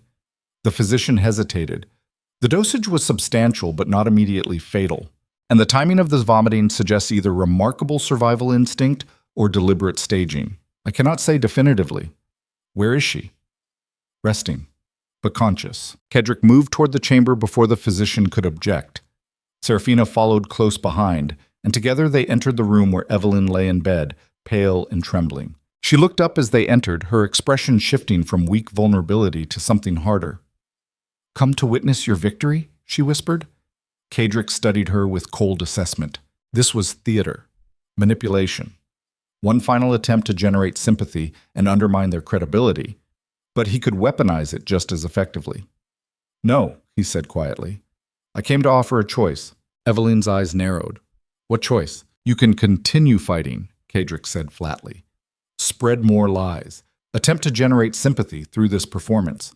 Position yourself as the victim driven to desperation by cruel persecution, and I will respond by releasing every piece of sworn testimony from the inquiry. Every instance of your cruelty documented under oath. Every servant who testified about your systematic abuse. I will make you infamous not as tragic victim, but as calculating predator who got exactly what she deserved." He stepped closer, his voice dropping to lethal softness. "Or you can accept defeat quietly. Maintain your allowance. Live in comfortable exile. And disappear from public life before I decide that mercy is weakness." The choice hung between them like drawn steel. Evelyn's face twisted with impotent fury. "You would truly destroy me completely." "You attempted to destroy my wife," Caedric replied. "I am simply returning the consideration." Silence stretched until it became physically uncomfortable. Then Evelyn looked past Caedric to where Seraphina stood, her expression hollow. "You won. Are you satisfied?" Seraphina's voice was surprisingly gentle when she spoke. "I am not satisfied. I am exhausted. You forced me into a war I never wanted, and now we are both diminished by it. But I will not apologize for surviving what you intended to destroy me with." She moved closer to the bed, her gaze direct. "You could have been an ally, could have taught me how to navigate this world. Instead, you chose to make me an enemy because you could not imagine sharing power.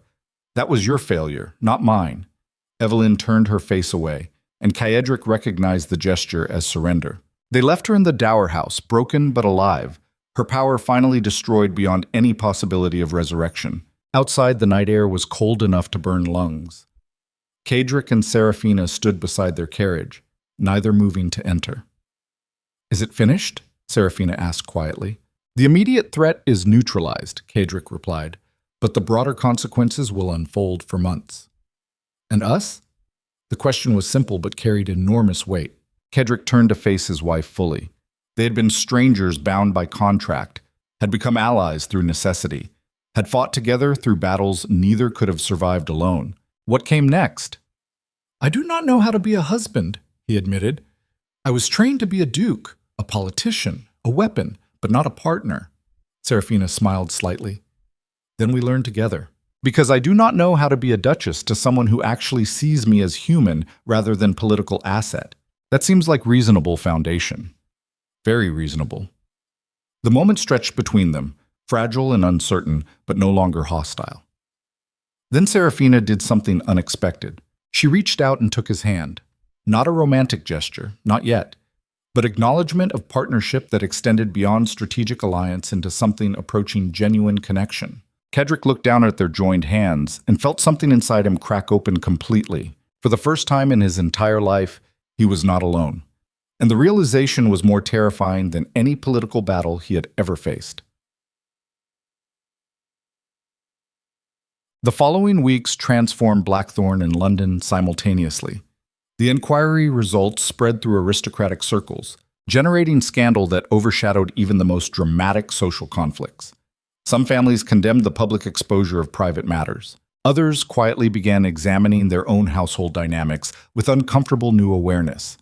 But the most significant impact was on Seraphina's social position. She became almost overnight a figure of fascination, the Duchess who had survived systematic abuse and fought back with documented truth. Invitations flooded Ravenscar House from families who suddenly wanted association with her courage. Young wives sought her advice on managing household conflicts. Even political wives began consulting her about navigating aristocratic expectations.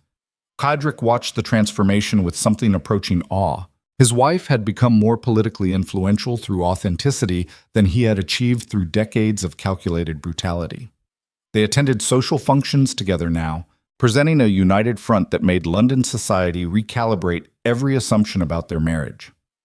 Caedric remained ruthless in political negotiations, but besides Seraphina, the brutality seemed tempered by something that made him more effective rather than less: partnership. One evening, they attended a parliamentary dinner where Caedric needed to secure votes for upcoming legislation. The usual strategy would have been intimidation and strategic blackmail. Instead, Seraphina engaged the wives while Caedric negotiated with their husbands, and together they constructed alliances built on mutual interest rather than fear alone. It worked with disturbing effectiveness. Afterward, in the carriage returning to Ravenscar House, Caedric found himself studying his wife with open curiosity. "You manipulated that entire dinner without anyone realizing it," he observed. Seraphina smiled. "I created opportunities for partnership. There is a difference, not in practical outcome. Perhaps, but the methods matter as much as results." Caedric was silent for a moment, processing the observation. His entire philosophy had been built on the principle that outcomes justified methods, that power excused brutality, that winning mattered more than how you achieved victory. But watching Seraphina operate, he recognized something he had missed. Sustainable power required more than fear. "We make a dangerous team," he said finally. "Yes," Seraphina agreed quietly. "We do." The carriage rolled through London streets. While inside, two people who had been strangers sat in comfortable silence that felt almost like peace. Almost. 3 months after the inquiry, Caedric stood in his study reviewing correspondence when Seraphina entered carrying a sealed letter. Her expression was strange, not quite alarmed, not quite excited, something in between. "This just arrived," she said quietly, "from the Prime Minister's office." Caedric broke the seal and read in silence, his expression shifting with each sentence.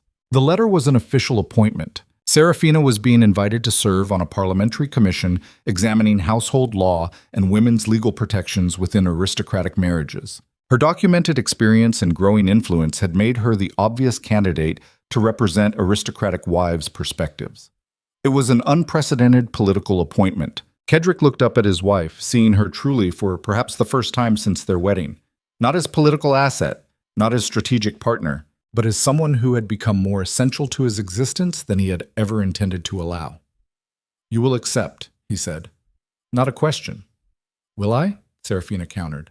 "This could complicate your political position, create conflicts between your interests and mine." "Good," Caedric replied.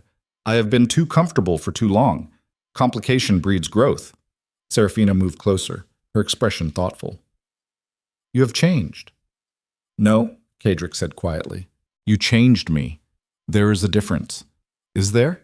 He reached out and took her hand, the gesture still unfamiliar but no longer awkward. "I spent years believing that weakness invited ruin, that vulnerability was failure, that caring about anything beyond power made me less effective. And then I married someone who proved that strength and compassion are not contradictory, that partnership creates more sustainable power than dominance, that being seen as human might actually be the most strategic choice I ever made." He pulled her closer, their faces inches apart. "So yes, you changed me, and I'm discovering that I do not entirely hate the person I am becoming." Seraphina's eyes glistened with something that might have been tears. That was almost romantic. "For you. Do not expect it to become habit. I would not dream of it." Then she kissed him. Not the formal kiss from their wedding, not the careful gesture of political alliance, but something genuine and terrifying and absolutely real. When they finally separated, both slightly breathless, Caedric recognized with uncomfortable clarity that he had crossed a threshold he could never retreat from. He had fallen in love with his wife. The realization should have felt like defeat. Instead, it felt like the first truly strategic decision he had made in years. Danked. 6 months after their confrontation with Evelyn, Blackthorne Castle transformed into something almost unrecognizable. The cold halls, once ruled by intimidation, now hummed with purposeful activity. Seraphina's reforms had restructured estate operations, improving efficiency while treating staff with respect that generated genuine loyalty. Schools reopened in surrounding villages. Tenant agreements were renegotiated fairly. Young women received education instead of being bartered into marriages. The people no longer feared Blackthorne. They revered it. And Caedric, watching the transformation from his study window, recognized something profound. He had built an empire through ruthlessness. Seraphina had made it worth protecting through compassion. Together, they had created something neither could have achieved alone. One evening, they walked the cliff gardens overlooking the violent northern sea, the wind carrying salt spray and the sound of waves crashing against ancient stone. Seraphina leaned against him, her warmth a counterpoint to the cold night. "Do you regret it?" she asked quietly. "All of this. The scandal, the exposure, the transformation." Caedric considered the question carefully. 6 months ago, the answer would have been immediate. Privacy was power. Exposure was weakness. Now? "No," he said. "I regret the years I wasted believing that isolation was strength. But I do not regret what we built from the wreckage, even though it cost you your reputation as the untouchable Duke." "Especially because of that," Caedric replied. "The untouchable Duke was alone, feared but fundamentally isolated. Now I have something more valuable than fear." "What?" He turned to face her fully, the moonlight making her eyes luminous. "Partnership with someone who makes me want to be better than the monster I trained myself to become." Seraphina smiled, reaching up to touch his face with gentle certainty. "You were never the monster they claimed. You were just afraid that caring about anything would destroy you." She was not wrong. For years, Caedric had armored himself against emotional vulnerability, believing that detachment protected him from exploitation. But Seraphina had proven that connection created strength rather than weakness. That being seen completely was more terrifying than any political battle, and infinitely more valuable. They stood together on the cliffs, two people who had been strangers transformed through conflict into something approaching genuine partnership. Not perfect, not without complications, but real. And for the first time in his ruthless life, Caedric Ravenscar understood what it meant to fight for something beyond his own survival. But their peace was fragile. And in London, inside the shadowed corridors of Westminster, enemies who had watched Caedric's transformation with growing alarm were preparing their response. The parliamentary inquiry into duchy finances that had been delayed for months was suddenly resurrected with renewed vigor. Anonymous accusations multiplied. Political allies who had supported Caedric began receiving threats that made them reconsider their loyalty. And at the center of the conspiracy, pulling strings with patient malice, sat Lord Marcus Ashford. The same Lord Ashford whose wife Helena had been humiliated at the Marchioness's salon, whose pride had been wounded when Seraphina dismissed his assumptions about female incompetence, who had spent 6 months nursing wounded ego while constructing a revenge strategy that would make Evelyn's campaign seem amateur by comparison. He had learned from her mistakes. No social attacks, no whisper campaigns that could be confronted directly. Instead, he would use the full weight of parliamentary authority to destroy Caedric's political influence, strip away his duchy's protections, and leave Seraphina vulnerable to consequences she could not defend against through transparency alone. The letter arrived at Blackthorne on a morning that started peaceful. Caedric opened it in his study while Seraphina reviewed estate correspondence beside him. His expression shifted from calm to lethal focus as he read. "What is it?" Seraphina asked. Caedric handed her the letter without speaking. She read in silence, her face draining of color. The parliamentary inquiry was being escalated to a formal corruption investigation. Not just duchy finances, personal finances, political dealings. Every transaction Caedric had ever made would be examined by hostile investigators, specifically chosen for their willingness to find malfeasance, regardless of evidence. And the letter made one thing explicitly clear. This was retaliation for the social humiliation inflicted on Lord Ashford's family. Seraphina set the letter down carefully. "This is my fault. I provoked them." "No," Caedric said flatly. "This is the cost of refusing to accept abuse quietly. Ashford wants you to blame yourself, to believe that defending your dignity caused this. Do not give him that satisfaction. But they are targeting you because of me. They are targeting me because I chose partnership over isolation, Caedric corrected.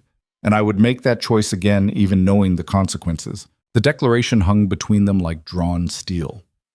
Outside, storm clouds gathered over the northern territories, and inside Blackthorne Castle, two people who had survived one war prepared for another. But this time the battlefield would be Parliament itself, and the enemies they faced understood ruthlessness just as effectively as Caedric ever had. The peace they had built was about to be tested in ways neither could have anticipated. And somewhere in London, Lord Ashford smiled as he prepared to destroy everything the Ravenscars had fought to create. The corruption investigation began exactly as Caedric anticipated, with brutal efficiency designed to maximize humiliation while maintaining the appearance of legal propriety. Parliamentary investigators arrived at Blackthorne unannounced 3 days after the letter, their carriages rolling through the gates at dawn like an invading army. 12 men in dark suits carrying leather cases filled with warrants, subpoenas, and the institutional authority to dismantle everything Caedric had built. Lord Marcus Ashford had chosen his weapons well. Caedric met them in the Great Hall, his expression frozen into the glacial mask that made experienced politicians stumble. Seraphina stood beside him, her presence no longer decoration, but equal partner in whatever was about to unfold. The investigators fanned out with mechanical precision, their leader stepping forward with barely concealed satisfaction. "Duke Ravenscar," the man said, producing documents from his case. "We have authority to examine all financial records related to duchy operations for the past 15 years. This includes personal accounts, political expenditures, estate transactions, and any correspondence that may indicate improper dealings. 15 years covered every significant decision Caedric had made since inheriting the title, every alliance, every compromise, every morally ambiguous transaction that had seemed necessary at the time but would look catastrophic under hostile examination." "The financial records are in the library," Caedric replied coldly. "You will be provided complete access. We also require interviews with all senior staff," the investigator continued. "And your wife will need to submit to questioning regarding her knowledge of duchy finances." Something dangerous flickered behind Caedric's eyes. "My wife manages household operations, not political dealings. Nevertheless, her testimony is required, unless you would prefer to be accused of obstruction." The threat was explicit. Seraphina placed a hand on Caedric's arm, her touch gentle, but her voice steel. "I will cooperate fully. We have nothing to hide." The lie was necessary. They both knew it, because while the duchy finances were technically legal, 15 years of political operations had generated gray areas that hostile investigators could weaponize. Favors that resembled bribes, loans that looked like extortion, agreements that skirted regulations designed to prevent aristocratic overreach. Nothing criminal, everything damaging. The investigators dispersed through Blackthorne like locusts, their presence transforming the castle from fortress into prison. Servants were questioned for hours. Documents were confiscated. Private correspondence was examined with the kind of thoroughness that stripped away any pretense of dignity. Caedric watched it unfold from his study window, his hands clenched behind his back, his mind working through scenarios with cold precision. This was not about finding corruption. This was about destroying him publicly while making it appear justified. Seraphina entered without knocking, her face pale with exhaustion. "They have been questioning me for 6 hours. The same questions repeated endlessly, searching for contradictions. What did you tell them? The truth. That I manage household finances but have no involvement in political operations. That the duchy accounts I reviewed showed no evidence of corruption. That any accusations to the contrary are fabricated revenge for social humiliation." Caedric turned to face her. "They will twist your words, use your transparency against us." "I know," Seraphina said quietly. "But we committed to this strategy. Truth over intimidation. Transparency over threats. That strategy assumed good faith examination," Caedric replied bitterly. "This is an execution disguised as investigation." Seraphina moved closer, her gaze direct. "Then we expose it as such. Document every instance of investigator bias. Record every leading question. Build evidence that this is political retaliation, not legitimate inquiry." They stood in the study while outside. Investigators tore apart everything they had built, searching for ammunition that could be used to destroy them. And for the first time since childhood, Caedric felt the cold fingers of genuine fear. Not fear of losing power, fear of losing her. The interrogations intensified over the following week. Caedric sat through hours of hostile questioning designed to extract admissions that could be weaponized. The investigators had clearly been briefed by someone with intimate knowledge of his political operations because their questions targeted specific transactions with disturbing accuracy. A loan to Lord Pemberton that coincided suspiciously with his vote on contested legislation. Financial support for a newspaper that subsequently published favorable coverage of Ravenscar interests. Campaign contributions to parliamentary candidates who later became political allies. All legal, all defensible, all capable of being portrayed as corruption under hostile interpretation. Duke Ravenscar, the lead investigator said with false politeness, can you explain why you provided Lord Pemberton with a substantial loan at below-market interest rates just 3 days before he voted to support your territorial expansion proposal? Lord Pemberton required capital to prevent bankruptcy, Caedric replied coldly. I provided it as personal favor to a family friend. The timing was coincidental, quite convenient coincidence. Reality is often convenient for those paying attention. The investigator's smile never wavered. Or perhaps you purchased his vote through financial manipulation disguised as friendly assistance. Prove it, Caedric said flatly. The investigator leaned back, his expression satisfied. That is precisely what we intend to do.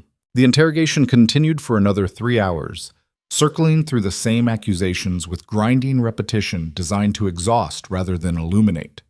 When Caedric finally emerged, he found Seraphina waiting in the corridor, her face drawn with worry. How bad? She asked quietly.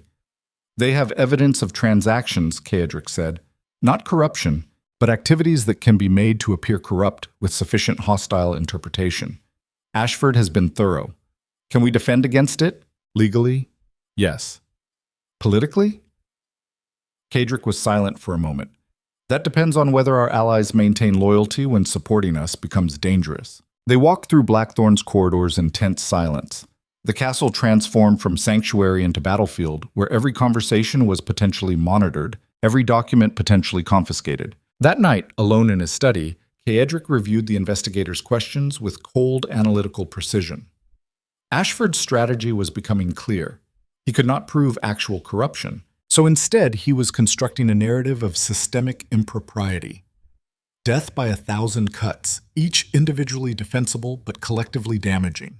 Brilliant. Ruthless. Exactly what Caedric himself would have done. The realization brought no comfort. 2 weeks into the investigation, the first political casualty arrived in the form of Lord Pemberton himself. He appeared at Blackthorne unannounced, his carriage arriving after dark like a conspirator avoiding witnesses. Caedric received him in the library. Seraphina present because they had agreed that transparency included her involvement in all significant decisions. Pemberton looked haggard, older than his 50 years, the kind of exhaustion that came from sustained pressure. They came to my estate, he said without preamble, asked the same questions about the loan, implied that I had accepted bribery, threatened to expose my financial difficulties publicly unless I cooperated. Cooperated how? Caedric asked quietly. Pemberton would not meet his eyes. They want me to testify that you offered the loan explicitly in exchange for my vote, that our friendship was merely cover for political corruption. The words hung in the air like smoke from a funeral pyre. Caedric felt something cold and familiar settle into his chest, the same focused rage he had experienced before destroying political enemies. But this time it was mixed with something newer and infinitely more painful. Betrayal. And will you? He asked flatly. Pemberton's face crumpled. I have 3 daughters. No fortune. If they expose my financial ruin, I cannot provide for them, cannot arrange proper marriages, cannot protect them from consequences of my failures. He finally looked up, his eyes desperate. I am sorry, Ravenscar, truly, but they have given me no choice. Everyone has choices, Caedric said coldly. You are simply choosing your daughters over your honor. Can you honestly say you would choose differently? The question struck deeper than Pemberton probably intended. Because looking at Seraphina's face, Caedric recognized with uncomfortable clarity that he absolutely would sacrifice honor to protect her, would burn every principle he claimed to value if it meant keeping her safe, which made Pemberton's betrayal both comprehensible and unforgivable. Get out, Caedric said quietly. Pemberton stood, moving toward the door with the hunched posture of a man who knew exactly what he had just destroyed. At the threshold, he paused. "For what it is worth," he said hoarsely, "I truly am sorry." "Sorry does not repair damage," Caedric replied. "It merely acknowledges guilt after consequences become inevitable." After Pemberton departed, silence filled the library like physical weight. Seraphina moved to stand beside Caedric, her hand finding his. "They are systematically destroying your alliances, forcing people to choose between loyalty and self-preservation." "Yes," Caedric agreed. "Standard strategy. Isolate the target. Remove support structures. Then attack when defense becomes impossible. Can we counter it? Not with the methods I would have used before." "Then what methods do we use now?" Caedric was quiet for a long moment, staring into the fire while his mind worked through scenarios that all led to the same conclusion. They were losing, not because of actual corruption, but because perception was becoming reality through coordinated assault, and truth could not compete with well-crafted narrative backed by institutional authority. "I do not know," he admitted finally. The confession felt like defeat. Done. The breaking point arrived 3 days later. Caedric was reviewing correspondence in his study when Thornton entered with visible panic.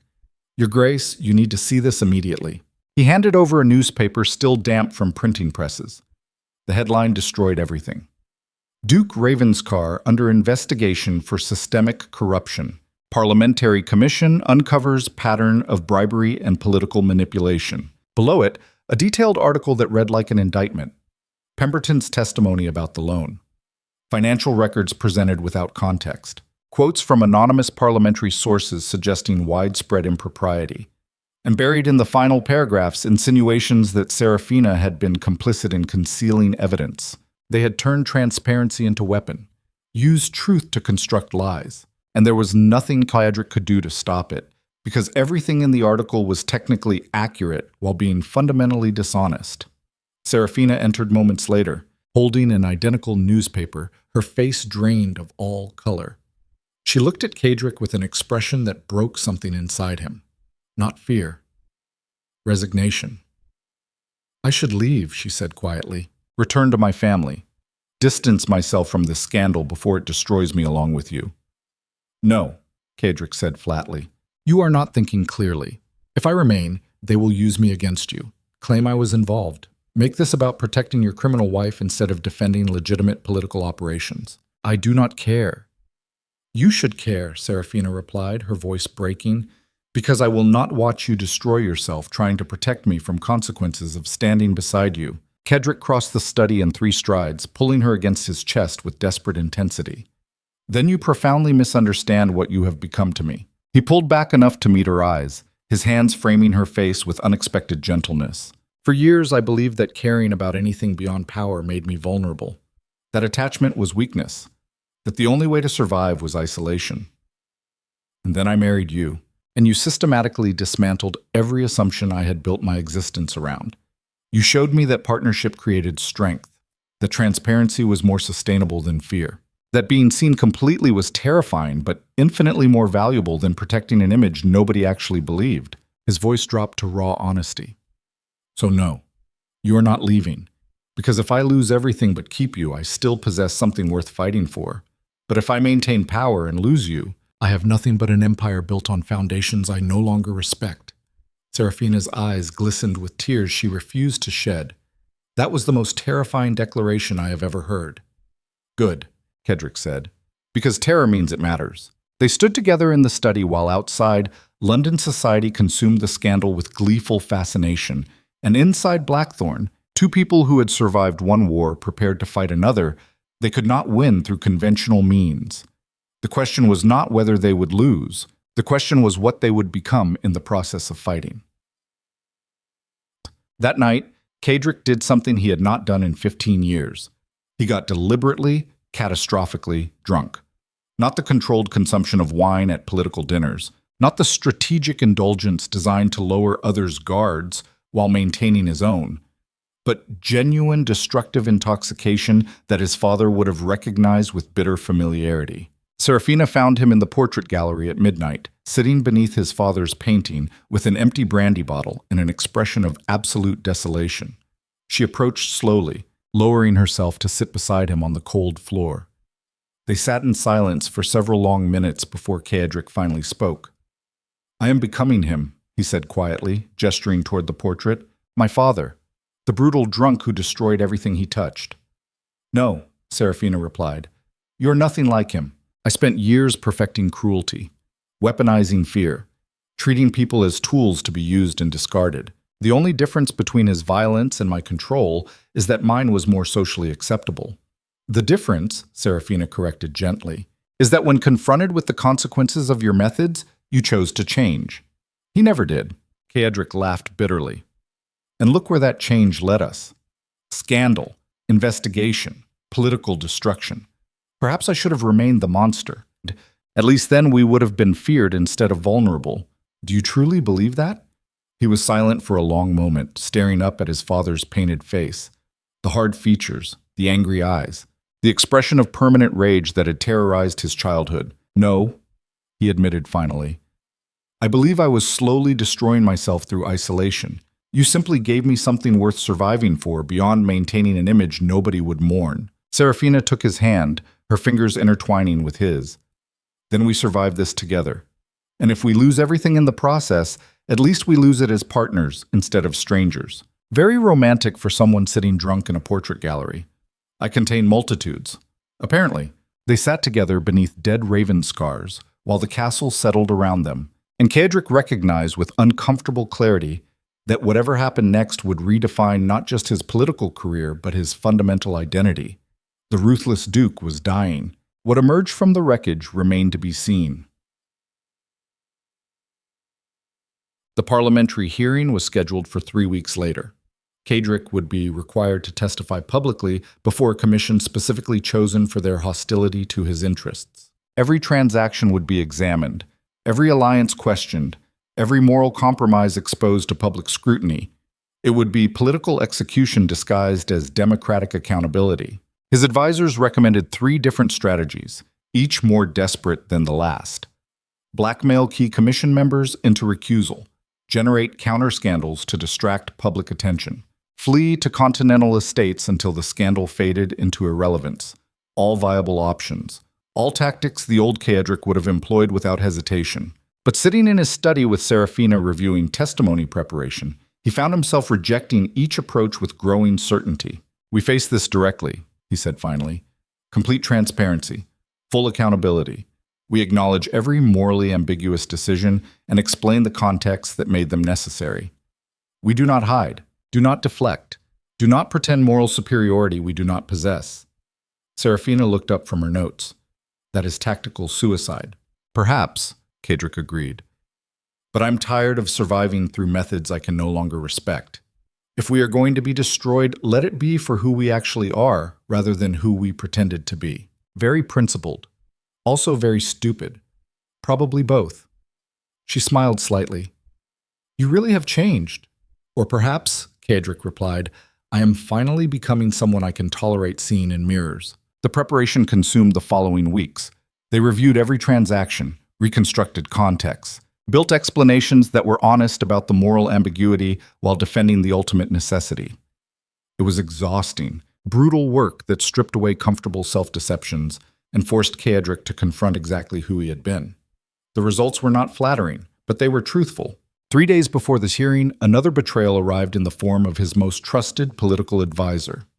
James Blackwood had served Caedric for a decade, managing parliamentary relationships and coordinating legislative strategy. He was brilliant, ruthless, and had never questioned even the most morally questionable decisions, which made his resignation letter all the more devastating. Caedric read it twice in his study, his expression frozen while something inside him crumbled. James was withdrawing from all professional association with the duchy. He cited the investigation as creating untenable conflict with his other clients. The letter was formally polite and completely final. Another alliance destroyed by the pressure Ashford was applying. Seraphina found him staring at the letter hours later, his expression hollow. "What happened?" Caedric handed her the resignation without speaking. She read in silence, her face tightening with anger. "After everything you did for him, all the opportunities, the political advancement, he abandons you the moment loyalty becomes inconvenient." "Yes, Caedric said flatly. That is how power actually works. Loyalty lasts exactly as long as it serves personal interest. I taught him that lesson myself. So what now? Now we discover whether partnership built on actual connection survives better than alliances built on fear. The words were meant to sound confident. They emerged hollow. The night before the parliamentary hearing, Caedric could not sleep. He stood at his study window watching storm clouds gather over London, while his mind worked through testimony he would deliver in less than 12 hours.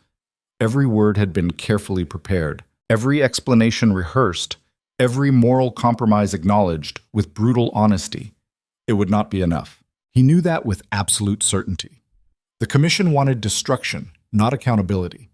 They would twist his honesty into admission of guilt, use his transparency as proof of corruption, transform every contextual explanation into evidence of systemic impropriety. He was walking into an execution he could not prevent. Seraphina entered without knocking, wrapped in a silk robe, her hair loose around her shoulders. She moved to stand beside him at the window, her reflection ghostly in the glass.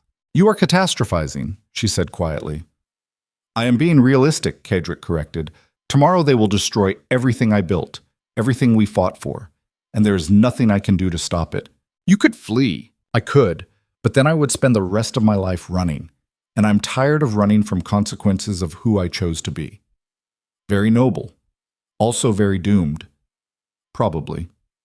She turned to face him directly, her expression fierce despite the fear he could see beneath. "Then we go down fighting, we tell the truth, we defend our choices. We refuse to apologize for surviving in a world designed to destroy anyone who shows weakness. And if they crucify us anyway, at least we maintain our dignity. Dignity is cold comfort when you lose everything else." "Perhaps," Seraphina agreed, "but it is better than winning through methods that make you hate yourself." Caedric pulled her against his chest, breathing in her scent while storm winds battered the windows. They stood together in the darkness, two people facing destruction they could not prevent but refused to avoid. "I love you," he said quietly. "I should have said that months ago, before everything became complicated." Seraphina pulled back enough to meet his eyes, her expression softening into something approaching wonder. "You just chose the most catastrophically inappropriate moment to make that declaration. Timing was never my strength." "Apparently not." She kissed him then, fierce and desperate and absolutely real. When they finally separated, both were trembling. "I love you too," she whispered, "and I will stand beside you tomorrow regardless of what happens. Because partnership means not abandoning each other when survival becomes difficult. Very romantic. I learned from the best." They spent that final night together, neither sleeping, both preparing for battle they could not win but refused to surrender. And when dawn arrived gray and cold over London, they dressed in their finest clothing and departed for Westminster like soldiers marching toward certain defeat with dignity intact. The parliamentary chamber was packed with spectators. Aristocrats filled the galleries, their expressions ranging from sympathetic to gleefully anticipatory. Journalists crowded the press boxes, pens ready to document every damaging moment. The commission members sat in elevated positions like judges preparing to deliver verdict already determined. Lord Marcus Ashford occupied a prominent seat in the gallery, his expression serene with anticipated victory. Caedric entered with Seraphina beside him, their presence silencing conversations throughout the chamber. They moved to the testimony area with synchronized precision, presenting a united front that made their position unmistakable. Whatever happened next, they faced it together. The commission chairman, Lord Edmund Hartwick, called the hearing to order with formal precision. His expression revealed nothing, but Caedric recognized the subtle satisfaction beneath professional neutrality. This was theater disguised as justice. "Duke Ravenscar," Hartwick began, "you stand accused of systematic corruption, including bribery, political manipulation, and abuse of authority for personal enrichment. How do you respond?" Caedric stood slowly, his posture rigid, his expression cold as winter frost. "I respond that the accusations are technically accurate in description while fundamentally dishonest in characterization." The chamber erupted in whispers. Hartwick raised his hand for silence. "You admit to corruption?" "I admit to operating within a system where power requires moral compromise," Caedric replied evenly. "I provided financial assistance to political allies when they required it. I supported media outlets that served my interest. I made strategic decisions that benefited my duchy while advancing broader parliamentary goals, all of which is standard practice among every aristocratic house in this chamber. He gestured toward the assembled commission. The difference is that I am being honest about it, instead of pretending moral superiority I do not possess.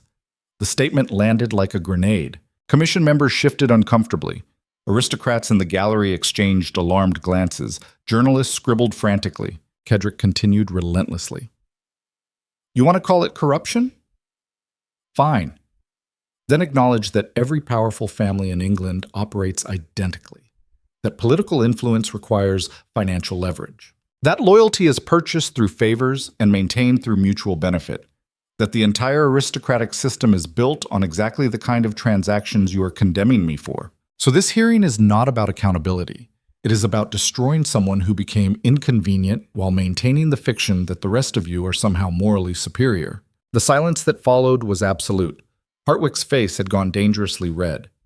You dare accuse this commission? I dare speak truth that everyone in this chamber recognizes but refuses to acknowledge publicly.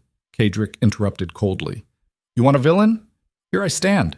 But do not pretend this is about justice when it is actually about revenge. He turned his gaze directly on Lord Ashford. My wife humiliated yours at a social function. You responded by weaponizing parliamentary authority to destroy me. That is not democratic accountability. That is personal vendetta disguised as institutional oversight. Ashford's expression transformed from serene to murderous. Hartwick slammed his gavel. This hearing will maintain decorum. Decorum? Caedric's voice rose for the first time, carrying across the chamber with lethal intensity.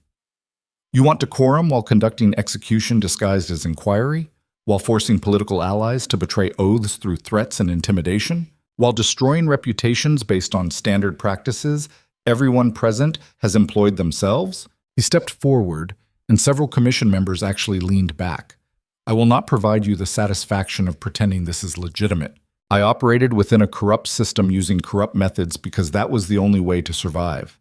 I do not apologize for it. I do not pretend moral superiority. I simply refuse to be destroyed by people who are fundamentally identical while claiming to be better. The chamber exploded. Aristocrats shouting, journalists racing to send dispatches, commission members demanding order that could not be restored. And through it all, Seraphina stood beside Caedric like a pillar carved from marble, her presence anchoring him while everything collapsed. Hartwick finally restored enough order to continue. Your testimony amounts to confession of guilt. My testimony amounts to honesty about how power actually operates, Caedric corrected. If that constitutes guilt, then condemn me. But acknowledge that you are condemning someone for being honest about what everyone else denies. The hearing continued for another 6 brutal hours. Every transaction was examined, every alliance questioned, every moral compromise exposed to hostile scrutiny. Caedric answered each question with the same unflinching honesty that made commission members increasingly uncomfortable. Because he was not defending himself through denial. He was indicting the entire system by refusing to pretend it operated differently than it actually did. By the time testimony concluded, the chamber was in chaos. Half the aristocrats present were outraged by Caedric's accusations. The other half were terrified he might start naming specific examples that would implicate them directly. Hartwick adjourned the hearing with visible relief, promising a decision within 1 week. Caedric and Seraphina departed Westminster in tense silence, neither speaking until they reached their carriage. Inside, Seraphina finally broke. That was the most catastrophically honest testimony I have ever witnessed. I warned you transparency would be tactical suicide. You did not warn me you would take half of London's aristocracy down with you. If I burn, Caedric said coldly, I refuse to burn alone. The carriage rolled through London streets while inside. 2 people sat in exhausted silence, knowing they had crossed a threshold from which there was no return. What? The verdict arrived exactly 1 week later. Caedric was found guilty of systematic corruption and abuse of authority. The commission recommended stripping his parliamentary seat, significant financial penalties, and public censure that would effectively destroy his political career. The decision was legally dubious and politically devastating, and there was nothing Caedric could do to prevent its implementation. He read the verdict in his study with Seraphina beside him, the document's formal language transforming years of political achievement into criminal enterprise. When he finished, he set it down carefully and stared at nothing. "It is finished," he said quietly. Seraphina took his hand. "No, it is transformed." Caedric looked at her with something approaching disbelief. "They just destroyed everything I built." "They destroyed your political career," Seraphina corrected. "But you still have the duchy, the estates, the people who depend on Blackthorne, and you have me. That is not nothing. It is considerably less than everything. Perhaps, but perhaps everything you had before was not actually worth keeping." The observation struck deeper than Seraphina probably intended. Because looking back at 15 years of ruthless political maneuvering, Caedric recognized with uncomfortable clarity that most of what he had built was hollow. Power without purpose. Influence without meaning. An empire that would collapse the moment he could no longer maintain it through fear. What he had with Seraphina was small by comparison, but it was real. "So what do we do now?" he asked quietly. "Now," Seraphina said, "we return to Blackthorne. We focus on managing the duchy well instead of accumulating political power. We build something worth protecting instead of simply accumulating territory worth defending. We become people our children could respect instead of fear." Caedric was silent for a long moment. "That sounds remarkably like defeat." "Or perhaps," Seraphina replied gently, "it sounds like discovering what actually matters before you waste entire life pursuing things that never did." They departed London 3 days later.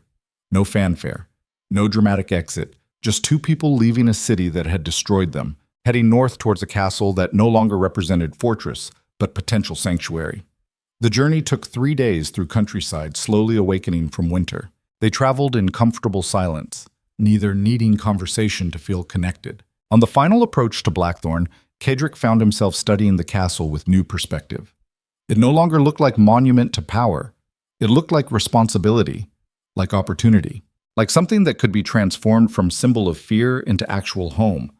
The thought should have felt like diminishment. Instead, it felt like relief.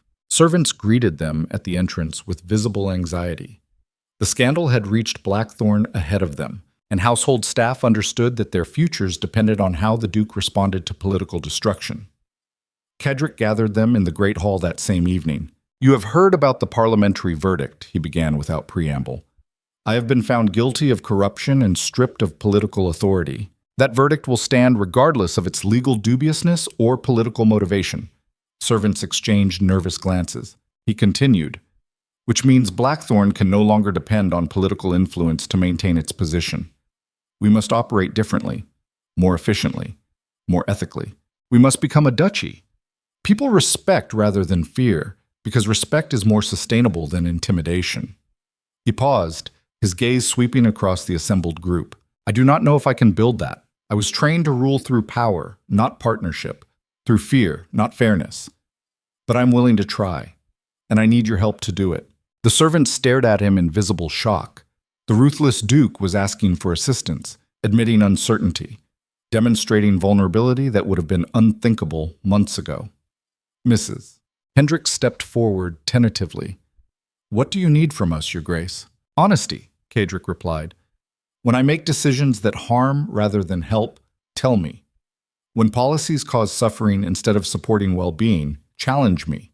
When I begin reverting to old methods, remind me why I chose to change."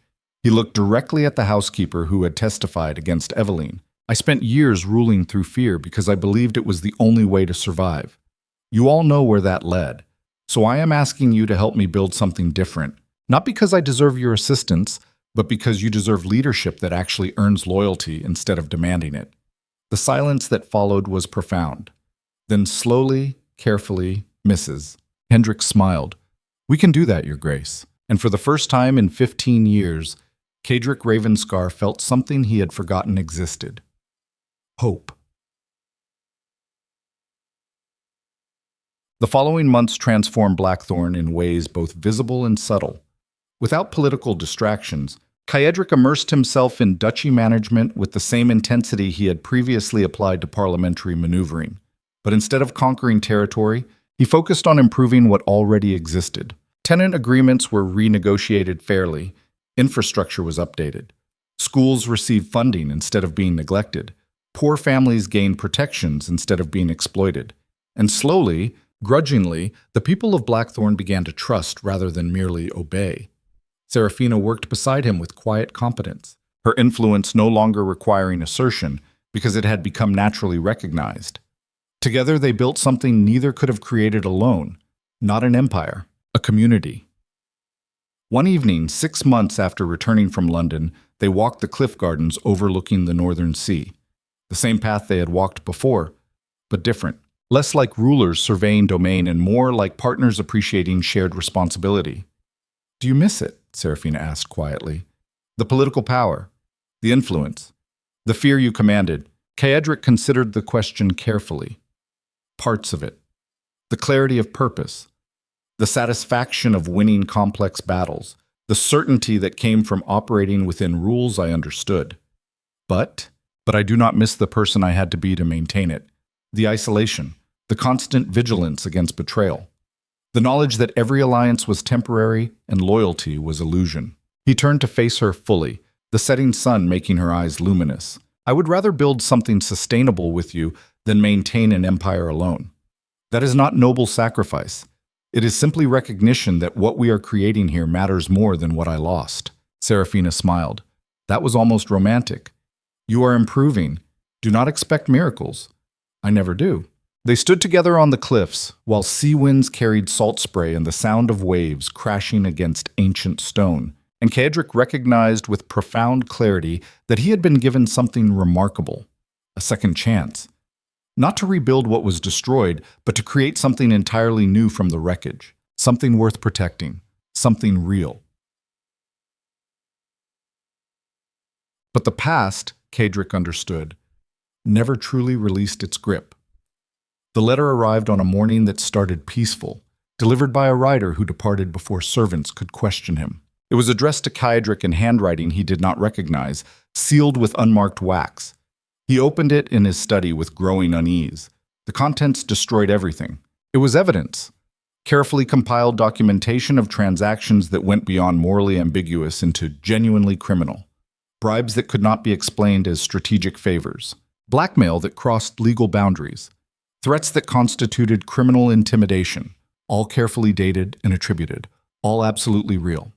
And buried in the final paragraph, a simple message. "You thought the parliamentary investigation was the worst they could do. You were wrong. This evidence will be delivered to magistrates within 1 week, unless you surrender Blackthorne estates to Crown authority and retreat into permanent exile. You have destroyed yourself through honesty. Now choose how thoroughly you wish to be annihilated. No signature, no demands beyond the explicit threat, just cold certainty that someone possessed ammunition that could not merely destroy his reputation but actually imprison him." Caedric read it 3 times, his mind working through implications with the cold precision he had perfected over 15 years of political warfare. Someone had been documenting his activities for years.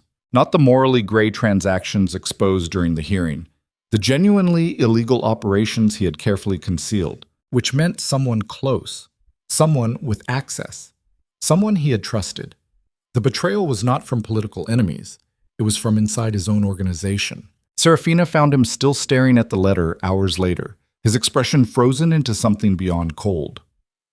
She read over his shoulder in silence, her hand tightening on his arm as the implications became clear. "Who has access to this information?" she asked quietly. "Very few people," Caedric replied. "My closest advisors, my personal secretary, He stopped, the realization hitting with physical force. James Blackwood, his most trusted political advisor. The man who had resigned 3 days before the parliamentary hearing, who had managed Caedric's most sensitive operations for a decade. Who would have documented everything for strategic purposes and maintained those records even after withdrawing from professional association. It was not Lord Ashford orchestrating this final assault. It was the man Caedric had elevated from obscurity to political influence, who had learned everything from watching how Caedric operated, and who was now using that knowledge to destroy him completely. The student had surpassed the master, and the weapon he wielded was truth Caedric could not deny. "What do we do?" Seraphina whispered. Caedric stood slowly, his mind already working through options that grew narrower with each passing second. Surrender meant losing everything they had rebuilt. Exile meant abandoning people who had finally begun to trust rather than fear. Compliance meant validating every accusation ever made about his fundamental corruption. But resistance meant imprisonment, meant Seraphina facing consequences of his criminal activities, meant destroying not just himself, but everyone connected to him. For the first time in his ruthless life, Caedric Ravenscar had no strategic options, no clever maneuvers, no hidden leverage, no way to win, only the choice of how completely he wanted to lose. He looked at Seraphina standing beside him, her face pale but determined, her presence the only thing anchoring him while everything collapsed. And he made a decision that would either save them or destroy them utterly. "I need to go to London," he said quietly, "alone, to confront James directly." "Absolutely not," Seraphina replied immediately. "We face this together." "No," Caedric said gently, "because if this goes wrong, I need you safe, protected, able to maintain Blackthorne regardless of what happens to me. You're planning to do something catastrophically stupid." "Probably," Caedric agreed, "but it is the only option that does not surrender everything we built." Seraphina grabbed his face, forcing him to meet her eyes. "Listen to me very carefully. I did not survive systematic abuse, social destruction, and political scandal just to lose you to some noble sacrifice. We survived together or not at all." "Then come with me," Caedric said, "and pray that honesty serves us one final time." Because he was about to stake everything on the one strategy he had spent 15 years avoiding. Absolute transparency backed by the threat of mutually assured destruction. Either James would back down when confronted with the consequences of his betrayal, or they would all burn together. And Caedric Ravenscar, the man who had built an empire on ruthless calculation, was about to discover whether the person he had become was strong enough to survive the complete annihilation of everything he once was. The journey to London felt like descending into hell with eyes open. Caedric sat across from Seraphina in the carriage, watching countryside blur past while his mind worked through scenarios that all ended in blood or ruin. The letter from James sat folded in his coat pocket, its weight far exceeding the physical paper. Evidence of crimes he could not deny. Proof of operations that crossed from morally questionable into genuinely criminal. 15 years of careful construction reduced to ammunition in the hands of someone he had trusted completely. The irony was not lost on him. He had spent his entire political career documenting leverage against potential enemies, maintaining files of compromising information that could be weaponized when necessary. Now that same strategy was being deployed against him by someone who had learned the technique from watching him operate. The student destroying the master with lessons the master himself had taught. Seraphina had been silent for hours, her gaze fixed on the passing landscape, but her mind clearly elsewhere. Finally, as London's outskirts appeared through the carriage windows, she spoke. "What exactly are you planning to do when we find James?" Caedric considered lying, offering reassurance that would make her feel safer, but they had built their partnership on brutal honesty, and he would not abandon that foundation now. "I'm going to offer him a choice," Caedric said quietly. "He can destroy me and face the consequences of what that destruction unleashes. Or he can accept terms that allow us both to survive." "What consequences could you possibly threaten him with?" Seraphina asked. "He holds all the leverage. You admitted as much." Caedric's smile was cold enough to freeze oceans. "I said he holds evidence of my criminal activities. I did not say I lack leverage of my own." The words hung between them like drawn steel. Seraphina studied his face with growing alarm. "You are planning mutually assured destruction. If he exposes you, you expose him." "Not just him," Caedric corrected. "Everyone. Every politician who benefited from the same operations.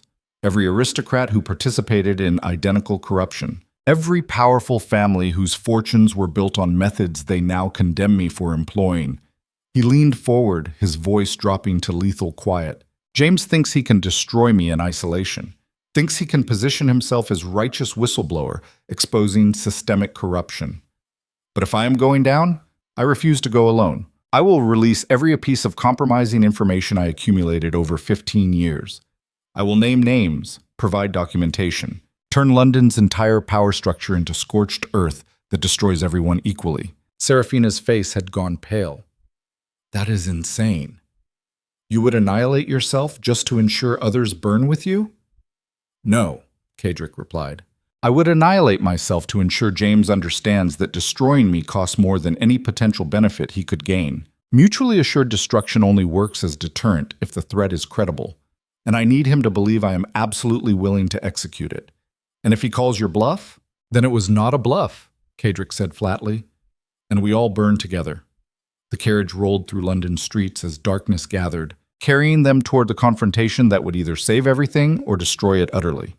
There were no other options, no middle ground, no clever maneuvering that could navigate between extremes, only the question of who would flinch first. And Caedric Ravenscar, the man who had built an empire on never showing weakness, was about to stake everything on appearing more dangerous when cornered than anyone anticipated. Because the only thing more terrifying than a ruthless man with power was a desperate man with nothing left to lose. James Blackwood maintained a townhouse in Mayfair that reflected his rising status among London's political elite. 3 stories of elegant architecture purchased with income earned managing Caedric's operations for a decade. Every stone paid for with loyalty that had apparently been performance rather than genuine commitment. Caedric approached the entrance at midnight, Seraphina beside him despite his attempts to leave her at Ravenscar House. The street was empty, the windows dark except for a single lamp burning in the third-floor study. James was expecting them. Of course he was. The man had orchestrated this entire confrontation with the same meticulous precision Caedric had taught him. Every move calculated, every variable anticipated, every outcome mapped to maximize his advantage while minimizing risk. It would have been impressive if it was not so personally devastating. They climbed the steps together, and Caedric knocked once with controlled force. The door opened immediately, revealing James himself rather than a servant. He looked older than his 35 years, his face lined with exhaustion that suggested he had not been sleeping well despite holding all the leverage. Good, Caedric thought coldly.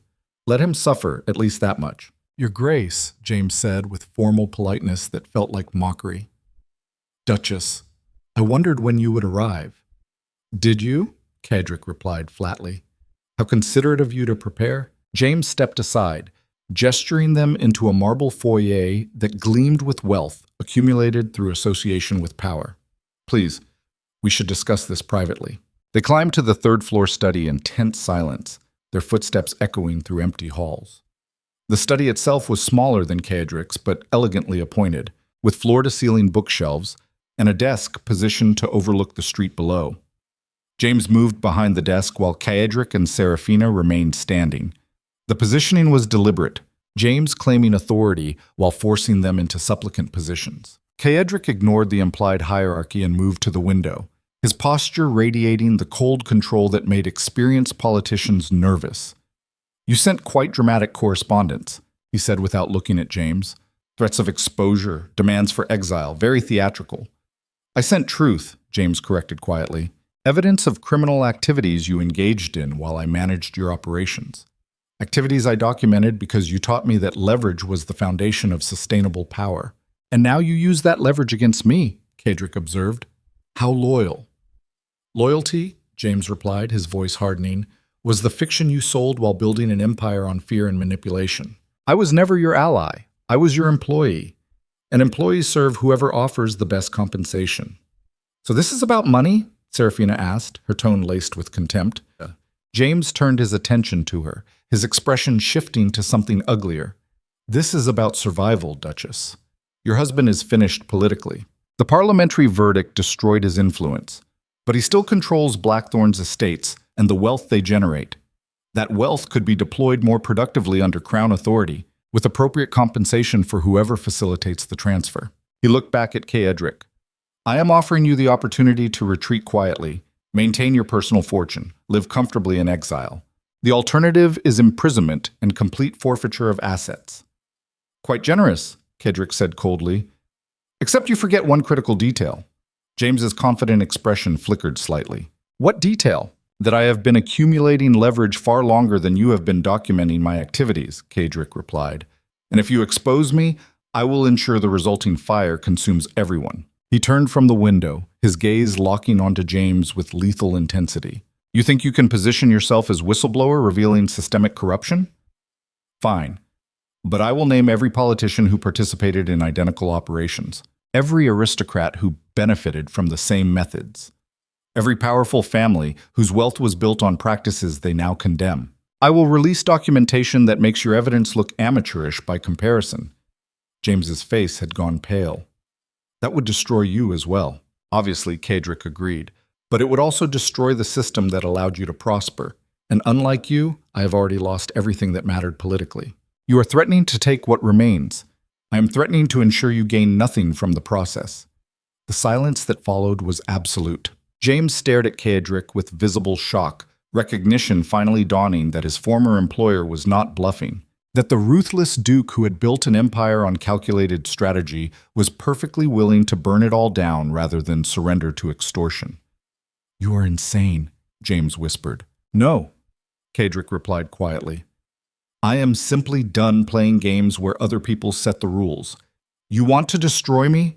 Then let us both be destroyed. But do not expect me to cooperate quietly while you profit from betrayal."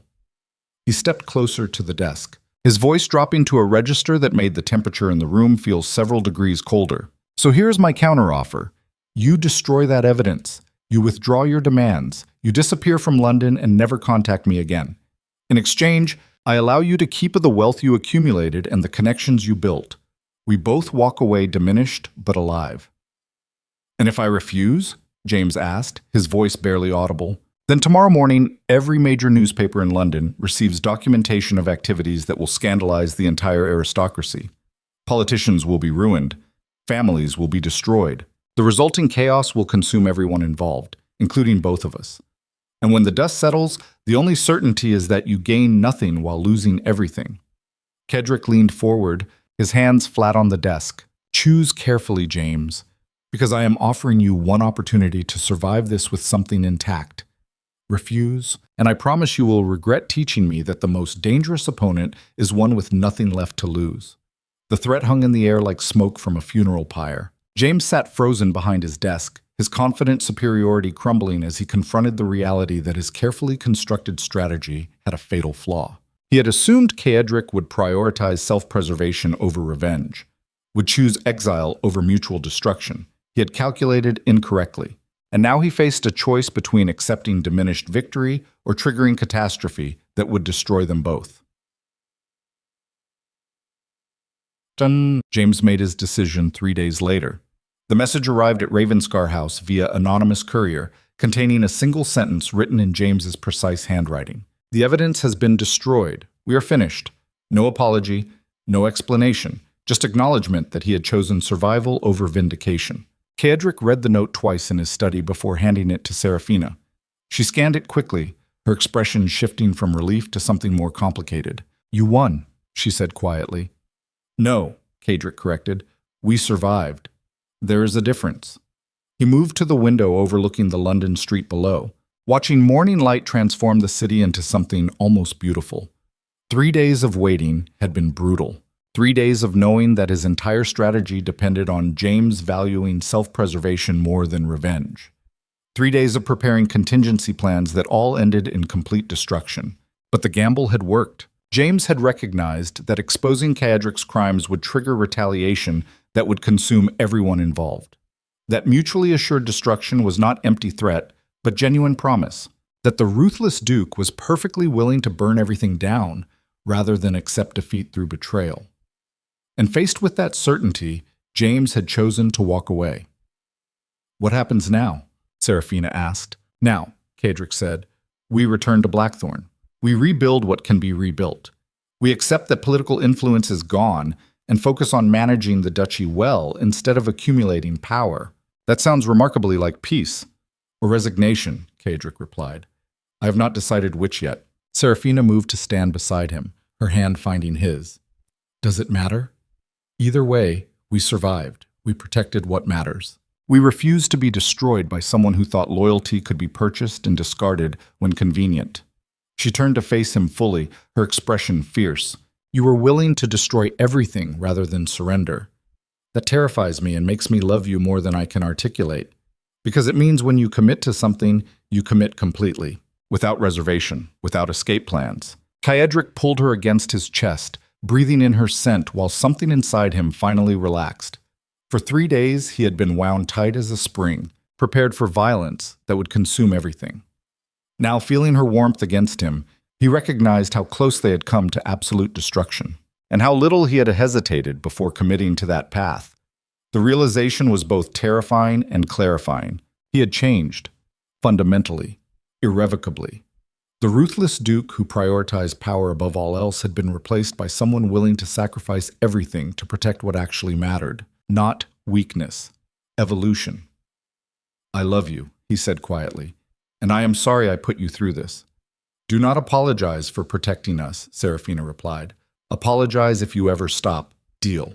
They stood together in the London townhouse, while outside the city continued its relentless rhythm, unaware that a confrontation capable of destroying its entire power structure had been narrowly averted. And inside, two people who had been strangers transformed through conflict into genuine partners prepared to return north and build something worth the sacrifices required to defend it. Book. But London was not finished with them yet. The scandal from the parliamentary hearing continued spreading through aristocratic circles like wildfire, generating consequences that extended far beyond Caedric's destroyed political career. The commission's verdict had been controversial enough. His testimony, brutally honest about how power actually operated, had been incendiary. Now, aristocratic families were fracturing as younger members began questioning the systems their parents defended. Wives were demanding greater authority in household management, citing Seraphina's example. Tenants were challenging unfair lease agreements, emboldened by news that the Duke of Blackthorne himself had renegotiated contracts fairly. The scandal was metastasizing beyond personal destruction into genuine social upheaval, and at the center of the chaos, blamed for destabilizing the entire aristocratic order, stood Caedric and Seraphina Ravenscar. The letter from the Prime Minister arrived on their final day in London. Caedric opened it, expecting threats or demands.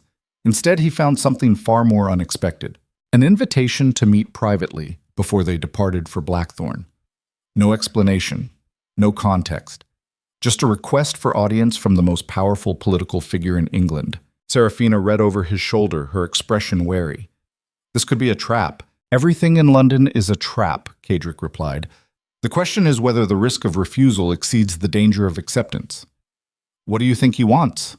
Caedric was silent for a long moment, studying the invitation with cold calculation.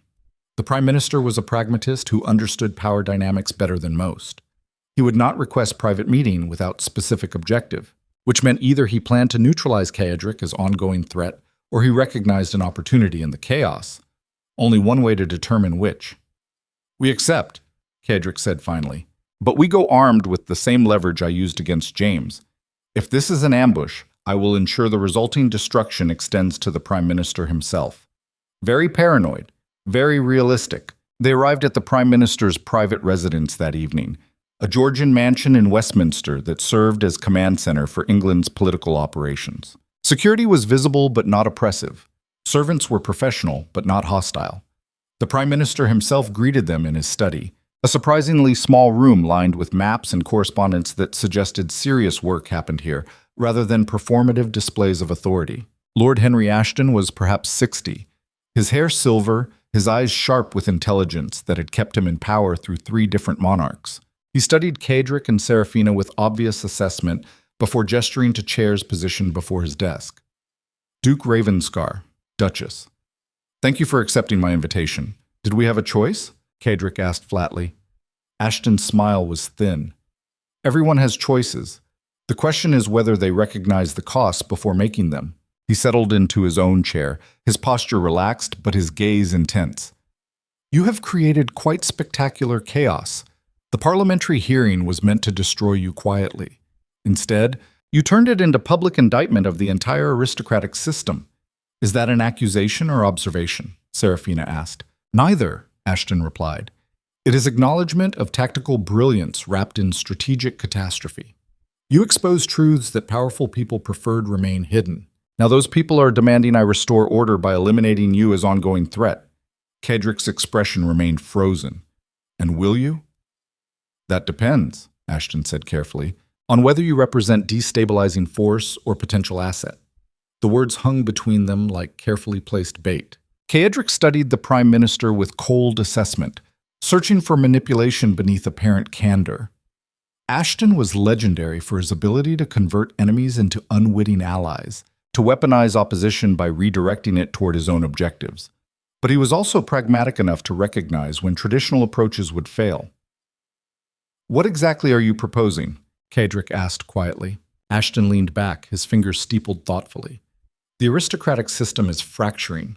You exposed that reality publicly, and now change is inevitable. The question is whether that change happens through chaotic collapse or managed evolution." He paused, his gaze shifting between Caedric and Seraphina. "You have demonstrated that transparency can be weaponized effectively. That honesty about systemic flaws generates more sustainable loyalty than fear alone. Those lessons are valuable for someone trying to modernize governance without triggering complete social breakdown." "You want to use us," Seraphina said flatly. "I want to offer you opportunity to influence the evolution you triggered," Ashton corrected. "Your political career is finished, but your experience managing that parliamentary commission seat your wife now occupies could inform broader reforms. If you are willing to work within the system rather than simply destroying it." Caedric felt something cold settle in his chest. "After everything that happened, you expect me to become advisor to the very government that tried to annihilate me?" "I expect you to recognize that ongoing warfare serves no one's interests," Ashton replied. "You wanted to protect Blackthorne and build something worth defending.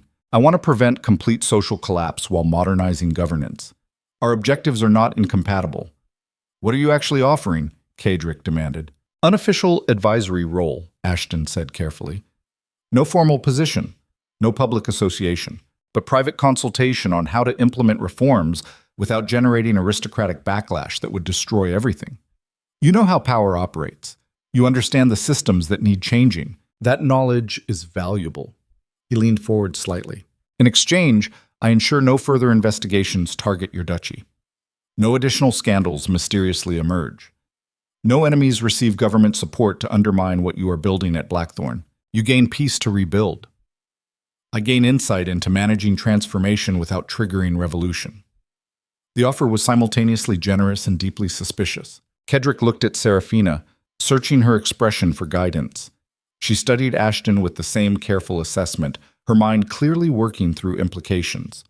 Finally, she spoke. "What guarantees do we have that this is genuine offer rather than an elaborate trap?" "None," Ashton admitted with surprising candor.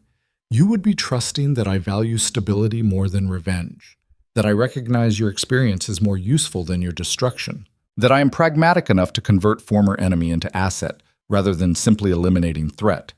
He smiled slightly. "But then, you recently demonstrated willingness to stake everything on similar calculation when confronting James Blackwood, so perhaps you understand the logic." Caedric was silent for a long moment, his mind working through scenarios and implications. Ashton was correct about one thing: ongoing warfare served no one's interests. But accepting this offer meant re-entering the political world that had destroyed him, even if only from the shadows.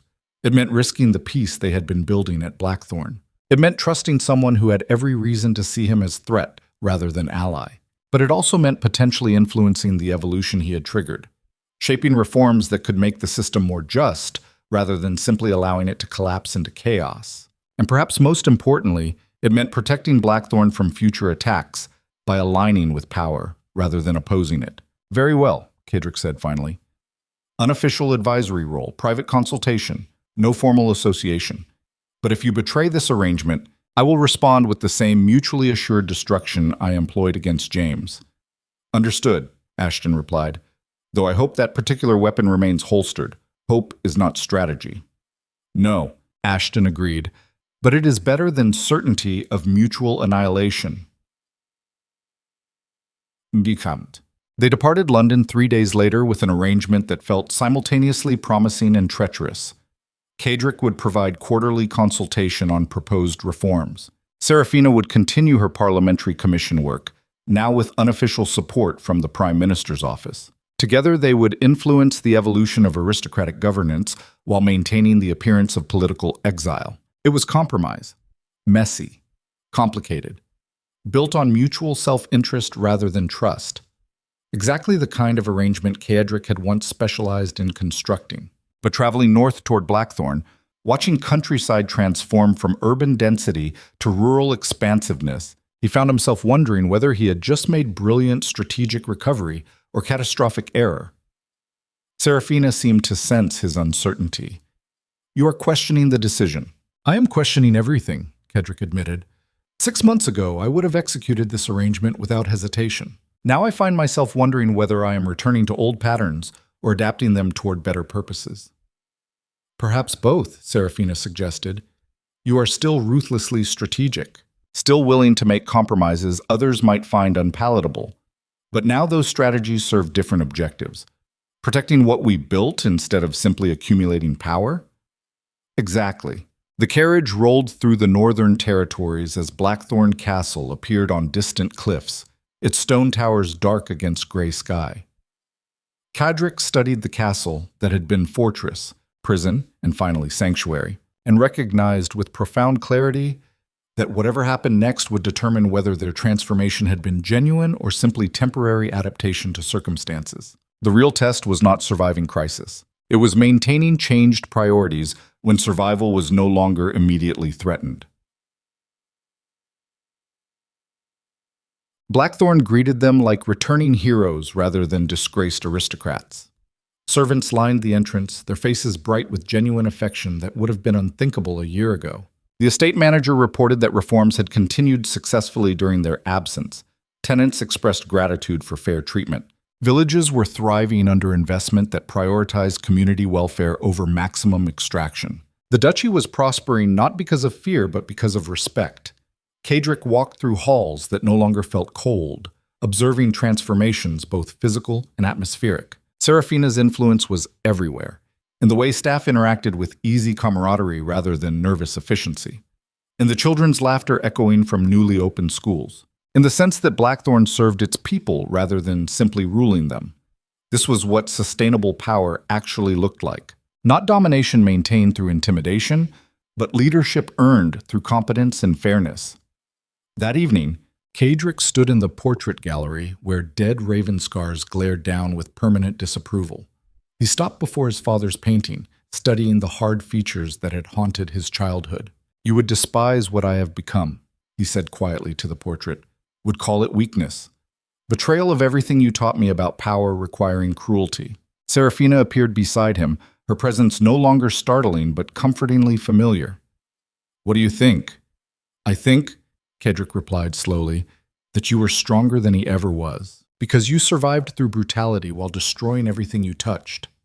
He ruled through fear and died alone, unmourned, with nothing but enemies disguised as subjects." He turned to face her fully. "I would rather build something smaller that actually matters than maintain an empire held together only by terror." "Very philosophical," Seraphina observed. "You are becoming almost civilized." "Do not spread that rumor. I have a reputation to maintain. As the ruthless duke? As someone dangerous enough that enemies think twice before attacking," Caedric corrected, "but dangerous in service of protection rather than conquest." Seraphina smiled, reaching up to touch his face with gentle certainty. "That is precisely the kind of dangerous I can respect."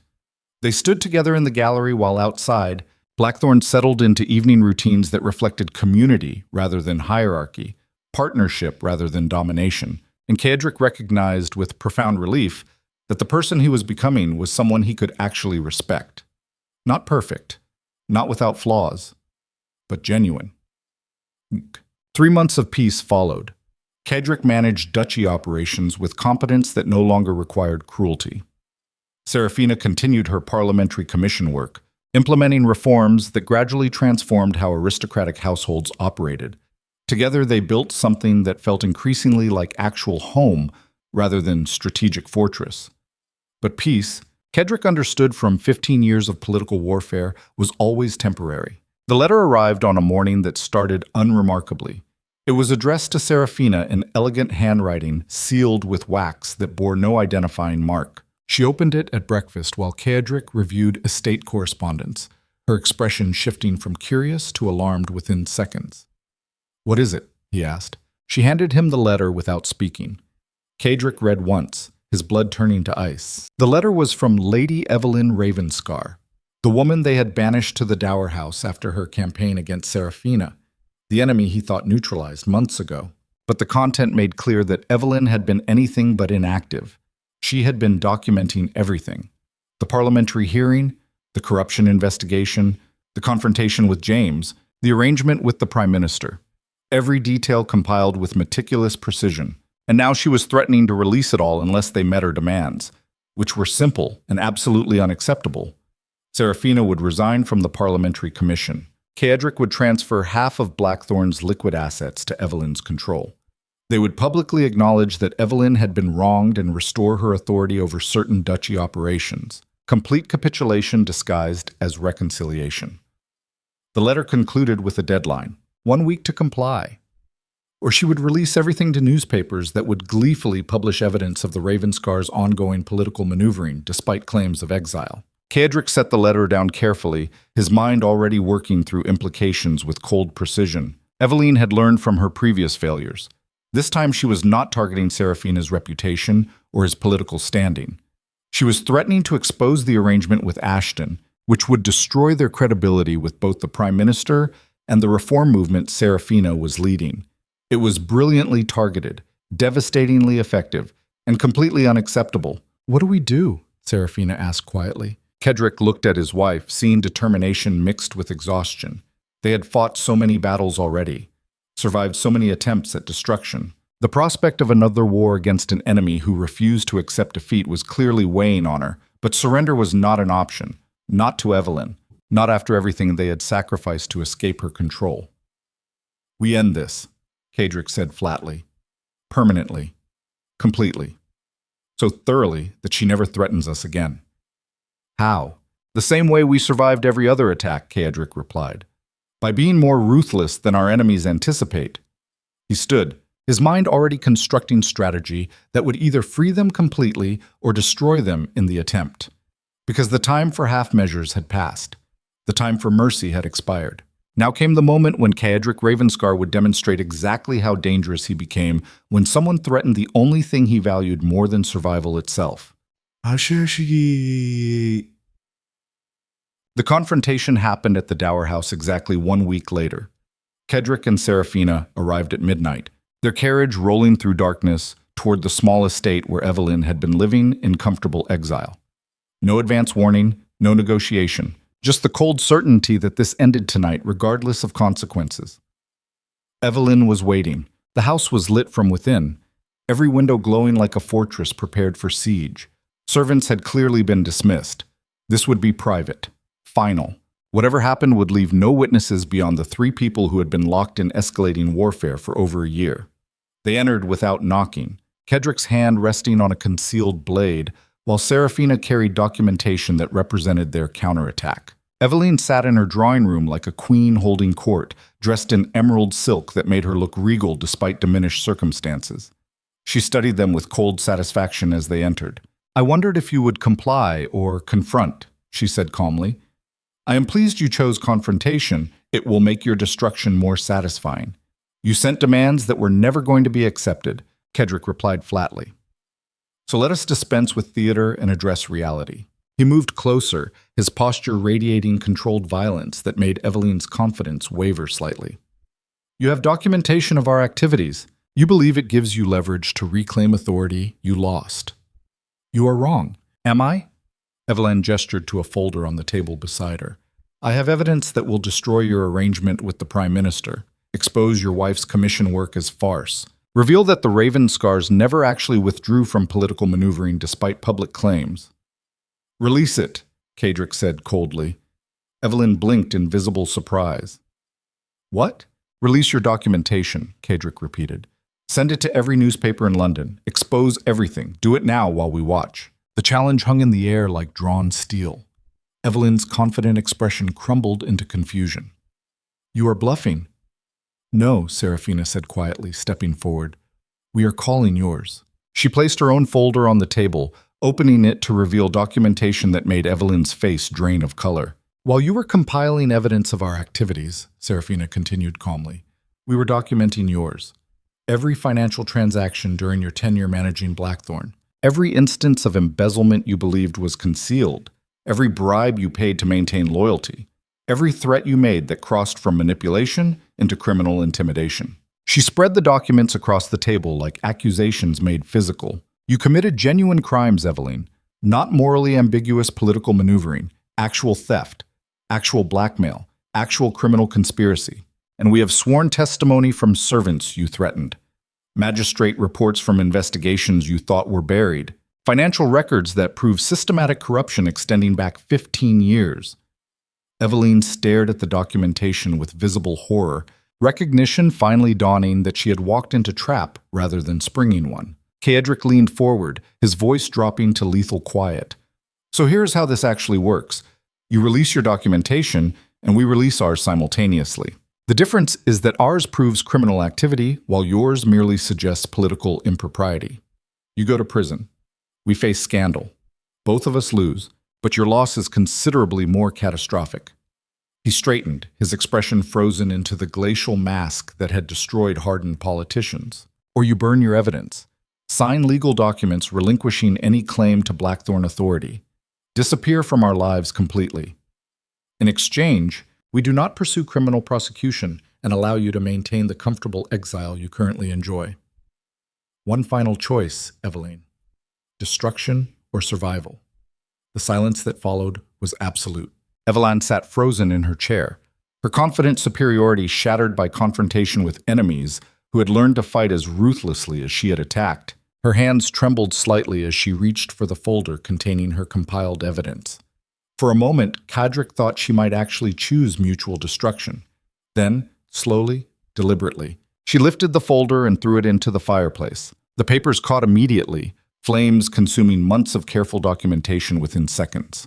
Eveline watched her leverage burn with an expression of absolute defeat, recognition finally settling that she had lost completely and irrevocably. Caedric produced legal documents from his coat, placing them on the table. Sign these. Relinquish all claims. Agreed a permanent separation from Blackthorne operations. Eveline signed with shaking hands, her signature transforming from confident strokes to defeated scrawl. When she finished, Caedric collected the documents without another word. He and Seraphina turned toward the exit, leaving Eveline sitting alone beside the fire consuming her final attempt at revenge. At the threshold, Caedric paused. You taught me that power requires cruelty, he said quietly, without turning around. I spent years believing that lesson. But my wife taught me something more valuable. That sustainable power requires knowing when cruelty becomes self-destructive. When to show mercy not from weakness, but from recognition that some battles are not worth winning. He looked back at Eveline, his expression cold, but no longer actively hostile. This is your mercy, your final chance. If you threaten us again, I will not offer another. They left her sitting in the drawing room, defeated and diminished, her war finally lost completely. Outside, the night air was cold enough to burn lungs. Caedric and Seraphina stood beside their carriage, neither moving to enter. Is it truly finished? Seraphina asked quietly. With Eveline, yes, Caedric replied. But she was symptom, not disease. There will always be people threatened by what we are building. Always enemies searching for leverage. Always battles requiring fighting. Then we keep fighting, Seraphina said simply. Together. Together, Caedric agreed.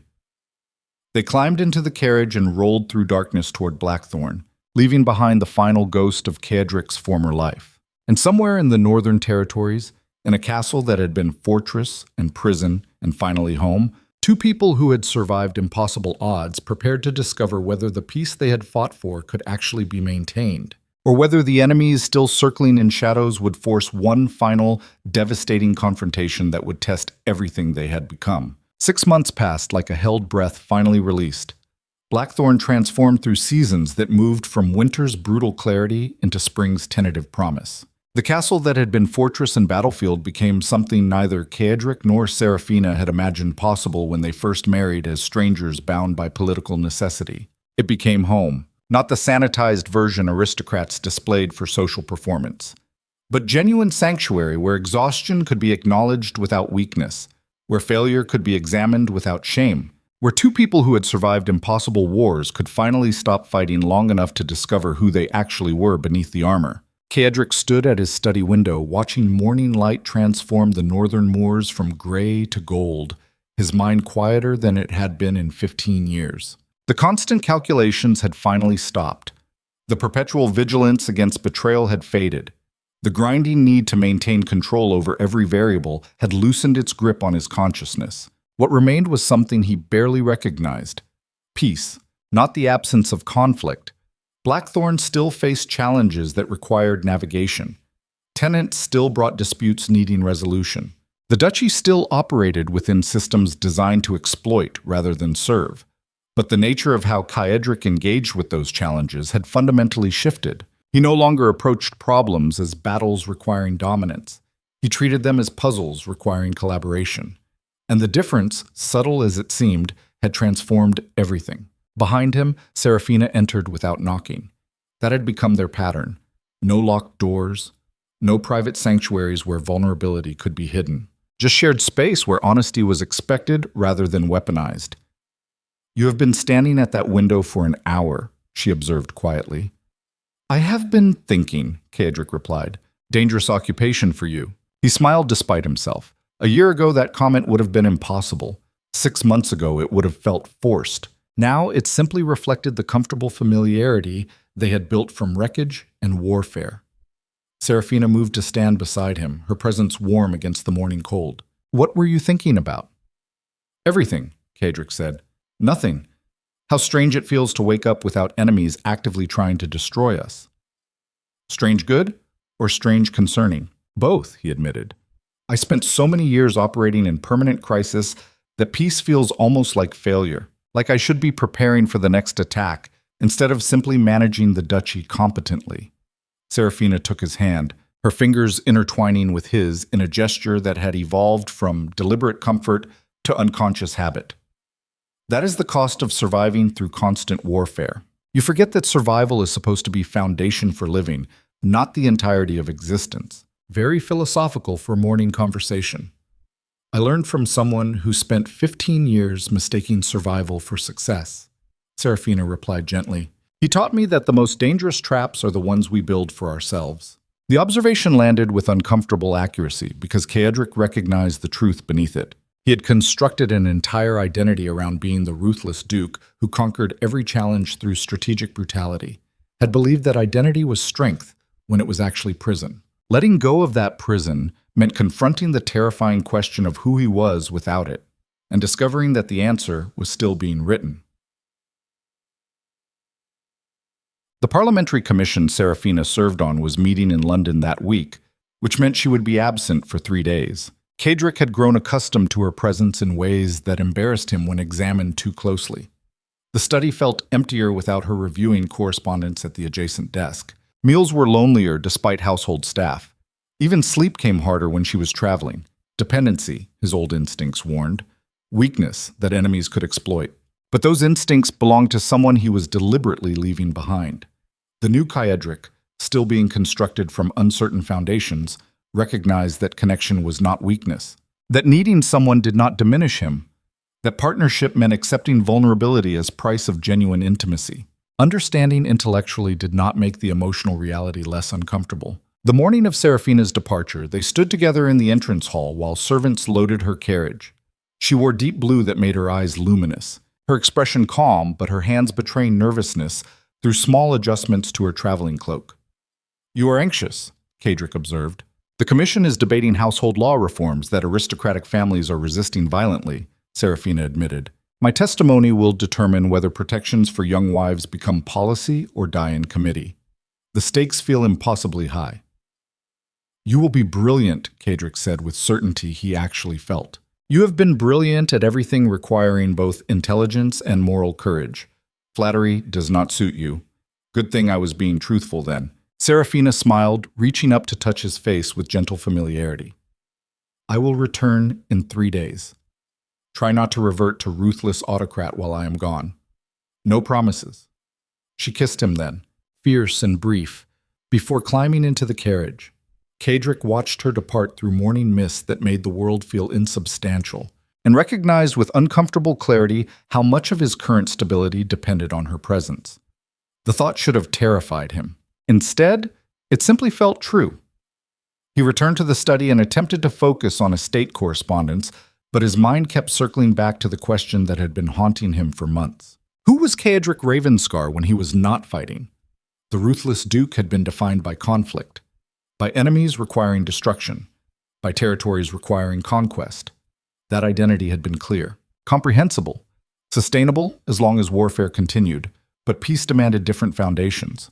And Caedric was discovering that building those foundations required confronting truths he had spent 15 years avoiding. The letter arrived that afternoon, not delivered through normal channels. No servant brought it to his attention. Instead, Caedric found it on his desk when he returned from inspecting the northern estates, placed precisely where he would see it immediately. The envelope was unmarked. The seal was plain wax. But something about the positioning made his instincts sharpen with old familiar wariness. He opened it carefully, his mind already cataloging potential threats. The contents were worse than he anticipated. It was from Lord Marcus Ashford, the aristocrat whose wounded pride had triggered the parliamentary investigation that destroyed Caedric's political career. The enemy Caedric thought neutralized through the arrangement with Prime Minister Ashton, but the letter made clear that Ashford had been anything but inactive. He had spent 6 months building a new coalition, gathering aristocratic families threatened by the reforms Seraphina was championing, constructing political leverage designed to destroy the parliamentary commission before it could implement changes that would redistribute power from established families to those previously excluded. And now he was making one final move. The letter contained a simple proposition. Seraphina would withdraw from the commission. She would publicly state that reforms had been too aggressive and required moderation. She would use her influence to slow implementation until aristocratic opposition could organize effective resistance. In exchange, Ashford would cease all efforts to undermine Blackthorne's operations and would support Caedric's rehabilitation into limited political circles. Refusal would trigger coordinated assault, not against Caedric directly, that had already failed, but against Seraphina's credibility, against the reforms she championed, against everything they had built from the ruins of his destroyed career. The deadline was explicit. Seraphina would testify before the commission in 2 days. Her testimony would determine whether reforms advanced or stalled.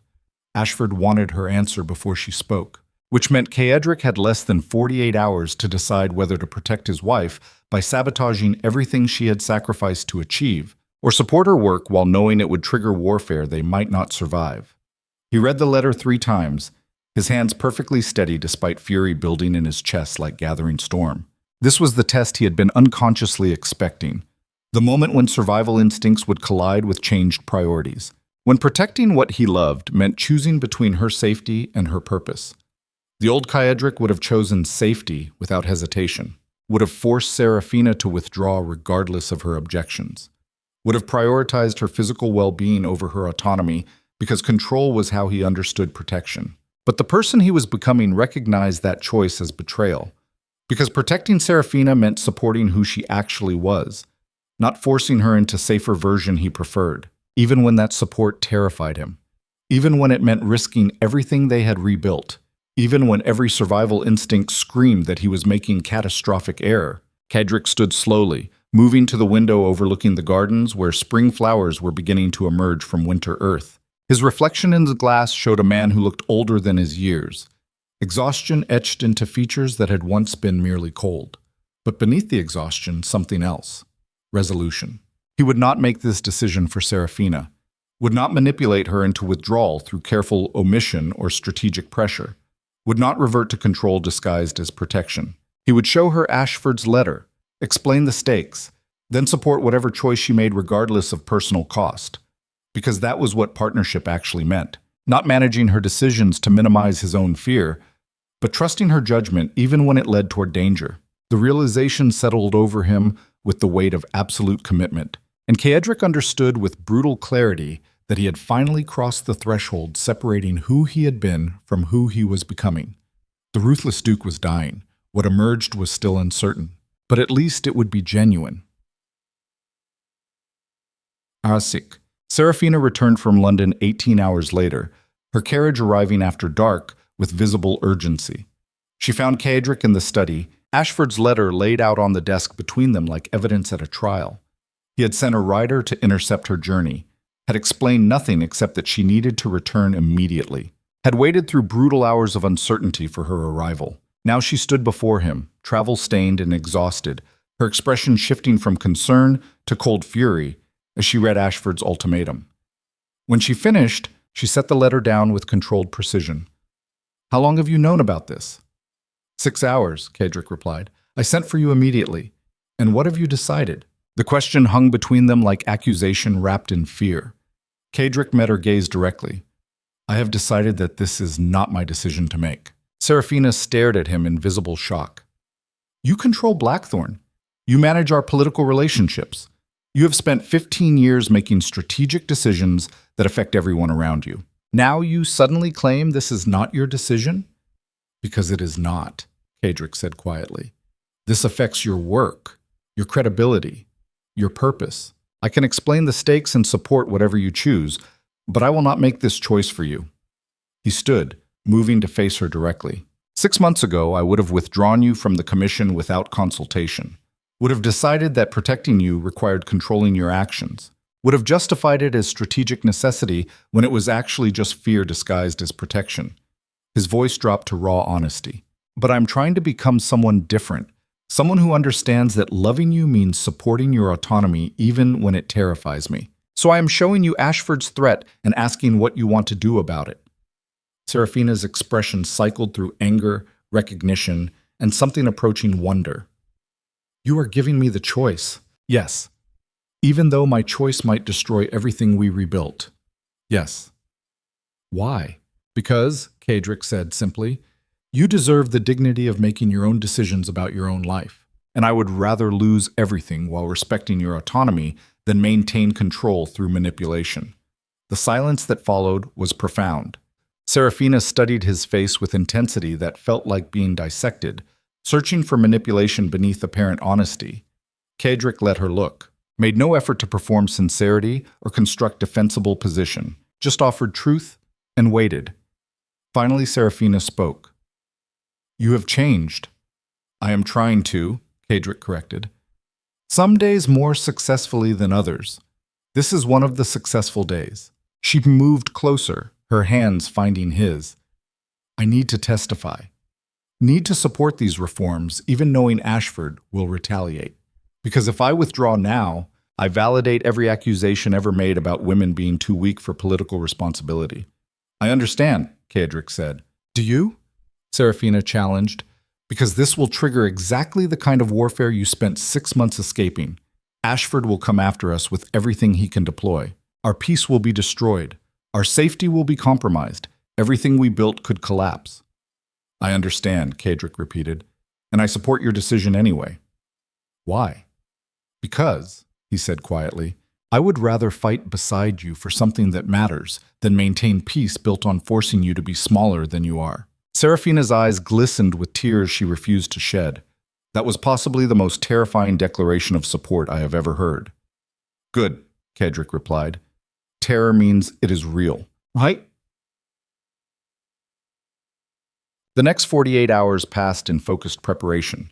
They anticipated Ashford's likely attacks, documented Seraphina's work with meticulous precision, prepared responses to accusations before they could be leveled, built defenses that were thorough without being paranoid. And through it all, Caedric found himself operating differently than he had during previous crises, not directing Seraphina's responses, collaborating on strategy, not making decisions and expecting compliance, discussing options and respecting her judgment, not protecting her through control, supporting her through partnership. The difference was subtle but fundamental, and it transformed preparation from exercise in dominance into genuine teamwork. The night before Seraphina's testimony, they sat together in the study reviewing final preparations. Outside, spring rain battered the windows with sound like distant artillery. Inside, firelight created shadows that made the room feel smaller and more intimate. Are you afraid? Caedric asked quietly. Terrified, Seraphina admitted. This testimony will determine whether a year of work produces actual change or dies in committee. The pressure is crushing. You will be magnificent, Caedric said with absolute certainty. How can you be so sure? Because he replied, I have watched you survive systematic abuse, social destruction, political warfare, and coordinated assault by people more powerful than Ashford. You are the most formidable person I have ever known. The commission does not stand a chance. Seraphina smiled despite her anxiety. Flattery again. Truth again, Caedric corrected. I do not flatter. I assess accurately and communicate findings. Very romantic phrasing. I am still learning. She leaned against him, her warmth a counterpoint to the cold rain beyond the windows.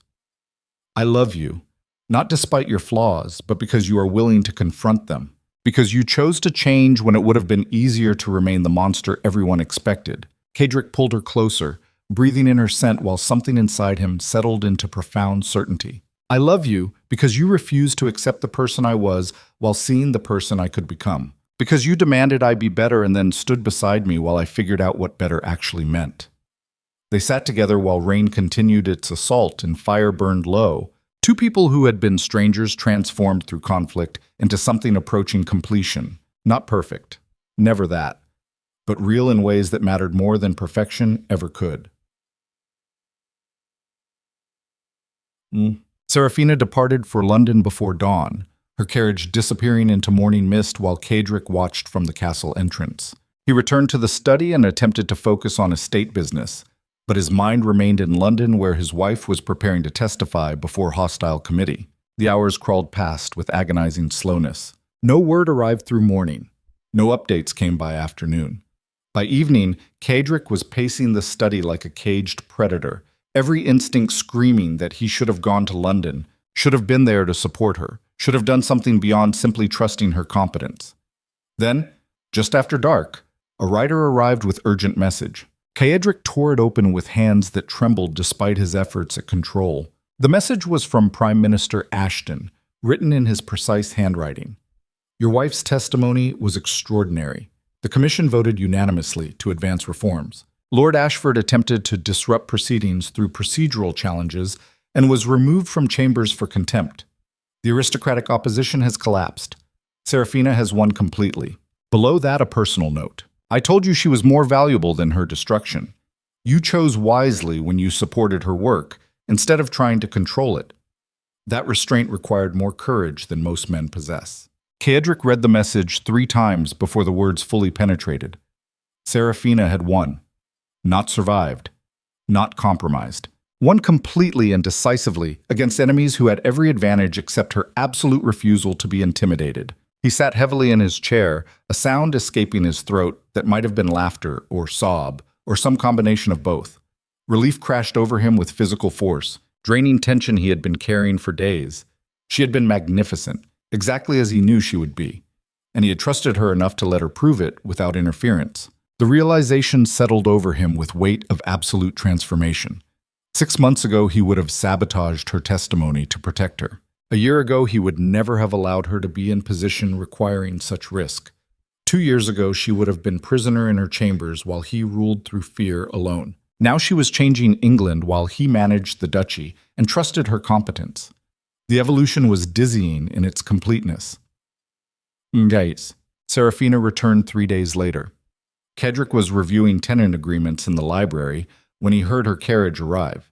He stood immediately, moving to greet her in the entrance hall where servants were already gathering with visible excitement. She emerged from the carriage looking exhausted but triumphant, her eyes finding his immediately across the crowded space.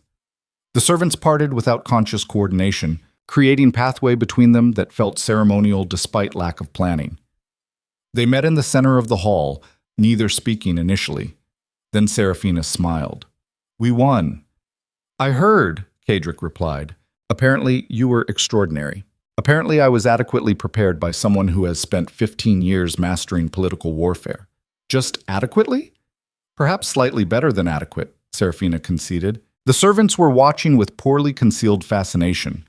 Caedric ignored them completely, pulling Seraphina against his chest with intensity that bordered on desperation. I am proud of you, he said quietly into her hair. More than I can articulate. Seraphina pulled back enough to meet his eyes. You let me fight my own battle. That meant more than any protection you could have offered. I am learning that supporting you requires trusting you. Slow learner, but improving. They climbed the stairs together while servants dispersed to their duties, leaving them alone in the quiet corridors that had once been prison and were now sanctuary. In their private chambers, Seraphina finally allowed exhaustion to show. She collapsed into a chair by the fire, her composure cracking enough to reveal the strain she had been carrying. Ashford came at me with everything, she said quietly. Procedural challenges, character assassination, coordinated questioning designed to make me appear hysterical or incompetent. It was brutal, But you survived, Caedric observed. More than survived, Seraphina corrected. I dismantled every accusation with documented evidence and calm reasoning that made his attacks appear desperate. The other commission members turned on him. By the end, he was being removed from chambers while I was receiving standing ovation. She looked up at Caedric, her expression shifting to something more vulnerable. But I could not have done it without knowing you supported my choice, without trusting that you would not resent me if it went badly. That partnership gave me strength I did not know I possessed. Caedric knelt beside her chair, taking her hands in his. You possessed that strength all along. I simply stopped preventing you from using it. Still learning humility too, apparently. Apparently. They sat together while fire crackled and evening settled over Blackthorne. Two people who had fought impossible battles, discovering that the hardest victory was not defeating external enemies, but becoming people worthy of what they had built together. 3 months later, the reform Seraphina championed became law. Household protections for young wives, legal recourse against systematic abuse, financial autonomy that prevented complete dependency, education requirements that ensured women understood their rights. None of it revolutionary, all of it essential.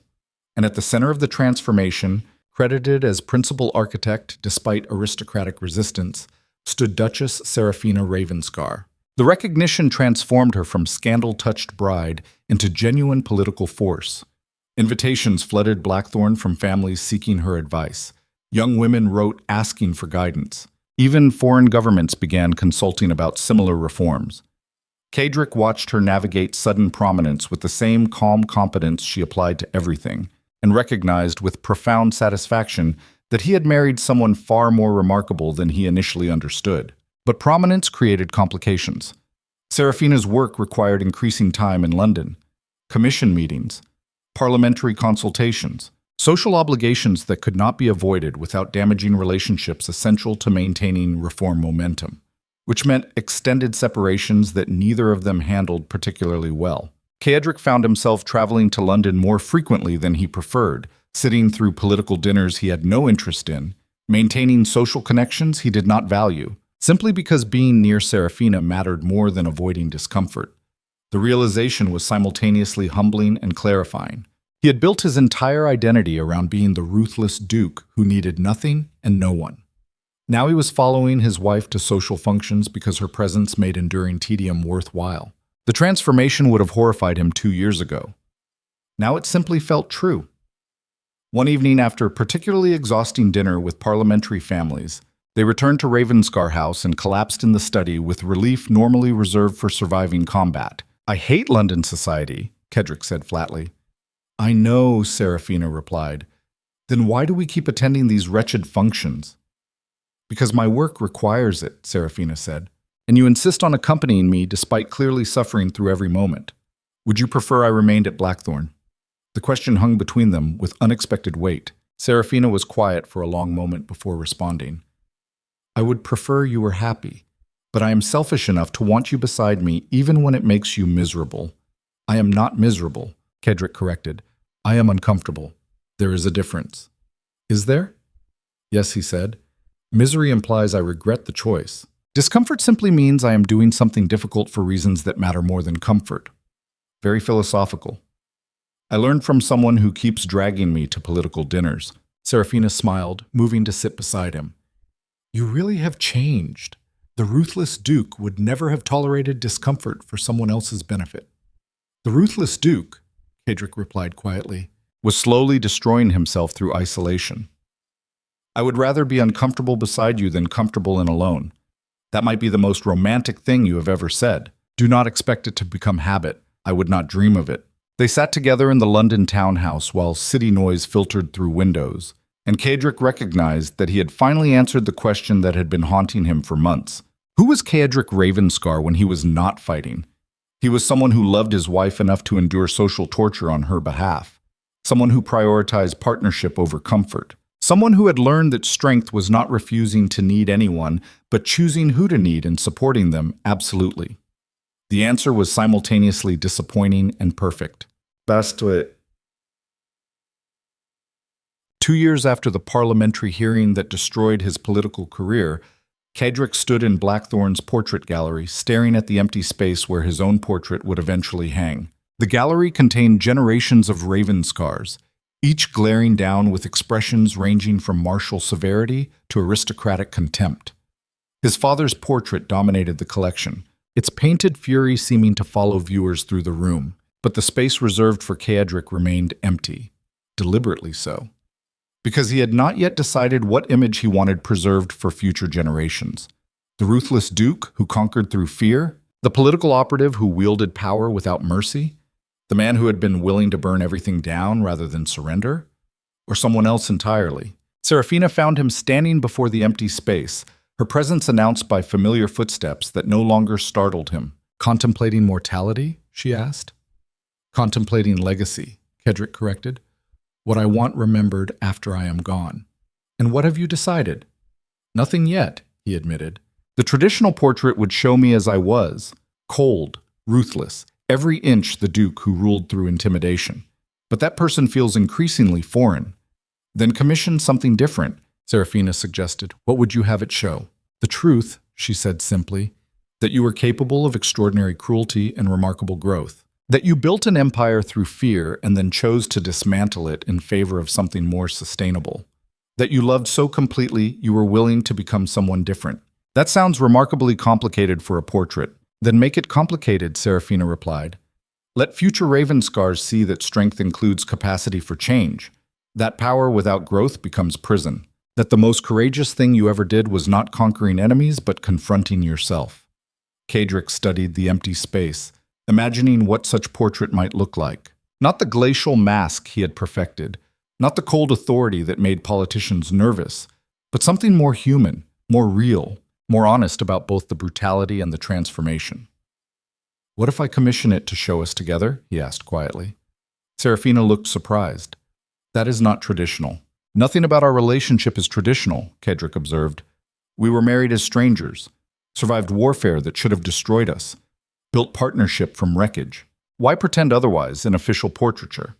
Because aristocratic tradition demands I stopped caring about when tradition required me to sacrifice you for political convenience," Caedric interrupted. "I would rather preserve honest image of who we actually are than maintain fiction of who we were supposed to be." Seraphina smiled, a complex expression mixing affection with something approaching awe. "You continue surprising me." "Good," Caedric replied. "Predictability seems boring at this point." They stood together before the empty space, imagining a future where their portrait would show partnership instead of dominance, collaboration instead of control, genuine connection instead of aristocratic performance. It would scandalize traditionalists. It would confuse future generations. It would be absolutely perfect.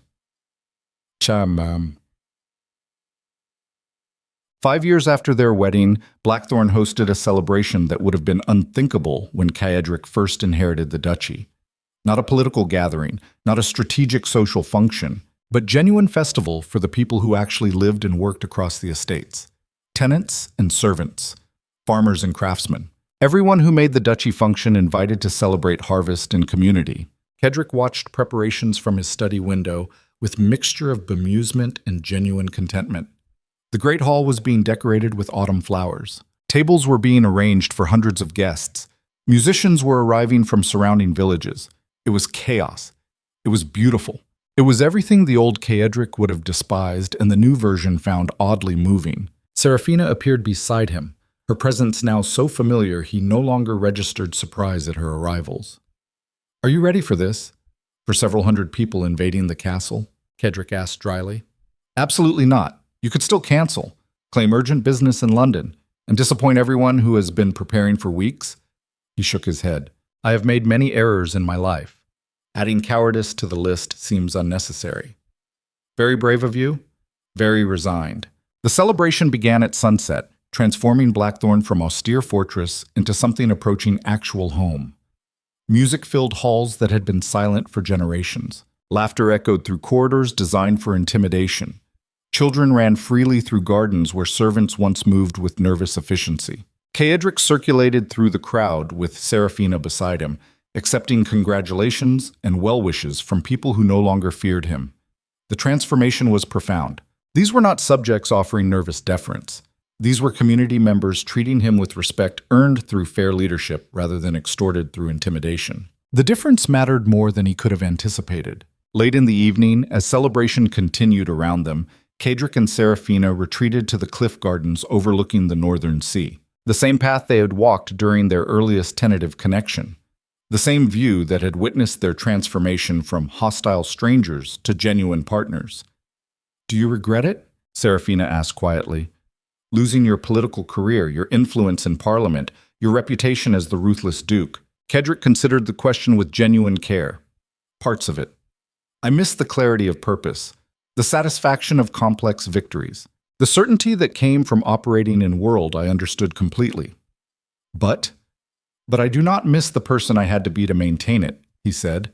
"The isolation, the constant vigilance, the knowledge that everyone around me was either enemy or temporary ally waiting to become enemy."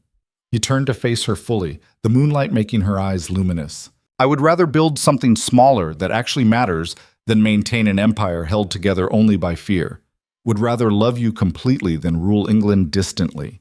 Would rather be human with all the attendant vulnerability than perfect the monster performance aristocrats expected." "That was quite possibly the longest romantic speech you have ever delivered," Seraphina observed. "Do not expect it to become habit. I never do." They stood together on the cliffs while celebration noise drifted from the castle behind them and the sea crashed against ancient stone below. And Caedric recognized with absolute certainty that he had finally answered every question that had haunted him through transformation. Who was he without political power? Someone who managed duchy with competence and fairness. What gave his life meaning beyond conquest? Partnership with someone who made him want to be better. What legacy would he leave? Not an empire built on fear, but community built on respect. The answers were simple, unglamorous, completely different from what he had spent 15 years pursuing, and infinitely more valuable. 10 years after their wedding, Caedric and Seraphina sat together in the study reviewing correspondence that had become routine rather than urgent. Estate reports showing continued prosperity, letters from families requesting Seraphina's consultation on household reforms, invitations to social functions they would politely decline.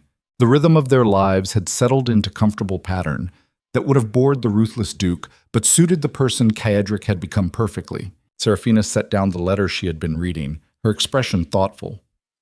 "We received invitation to speak at Oxford. They want us to discuss partnership dynamics in modern aristocratic marriages." "Us specifically?" Caedric asked. "Apparently we have become case study in how disaster can transform into functional relationship. How romantic." "I thought so. Will you accept?"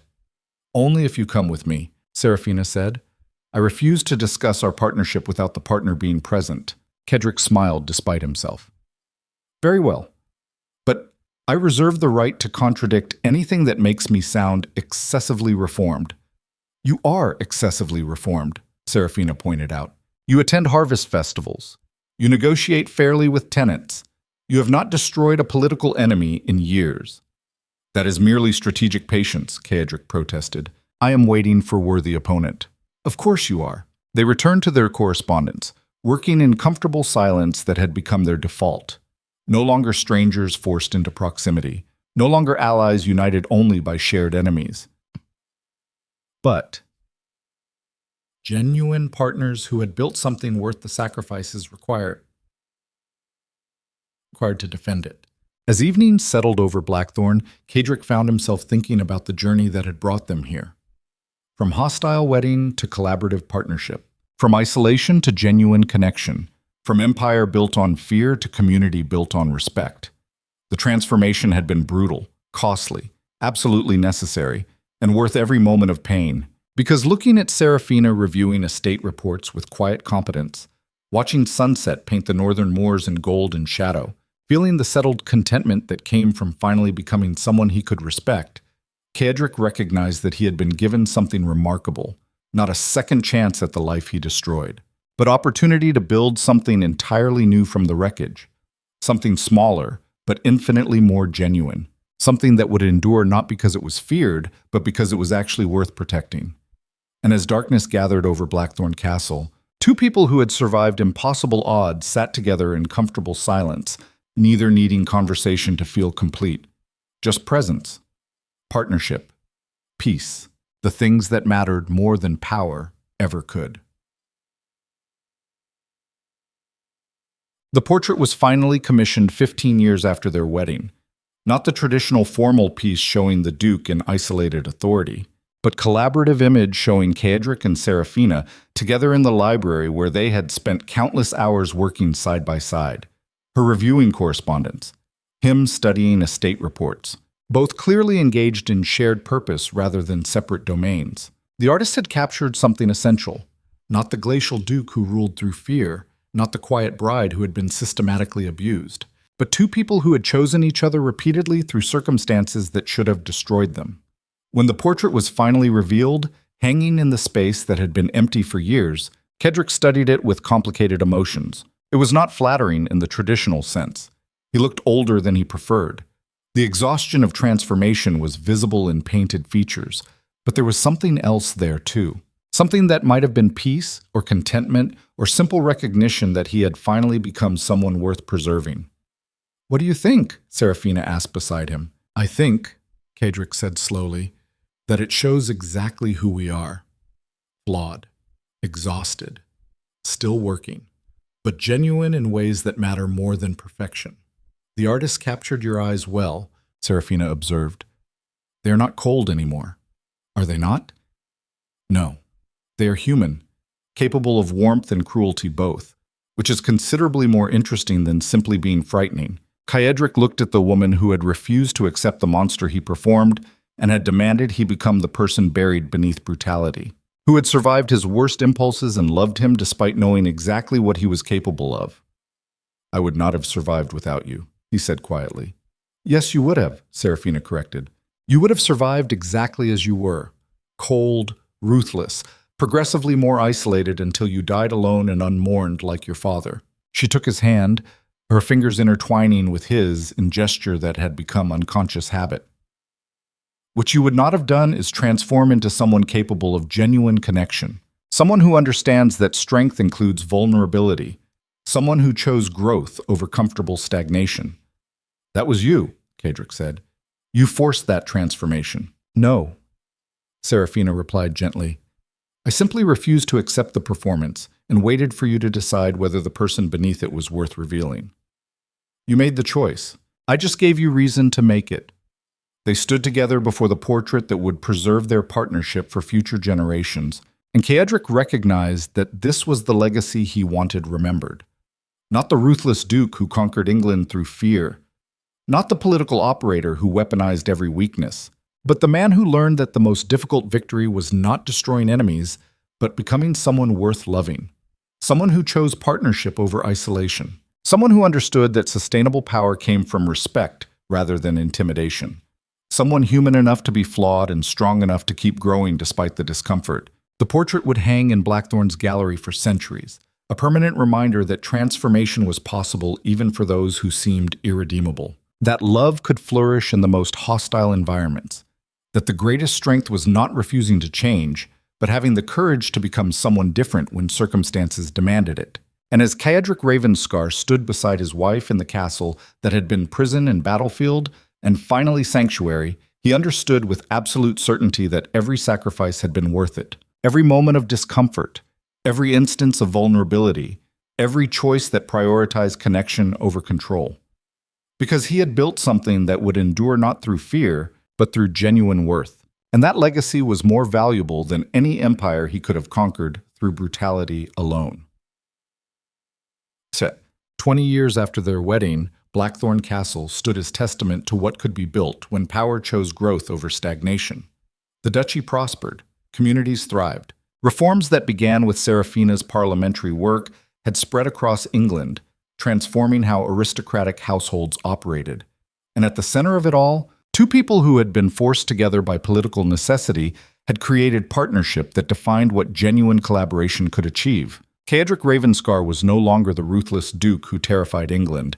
He was simply a man who had learned that the greatest victories were not external conquests but internal transformations. That sustainable power came from earning respect rather than demanding fear.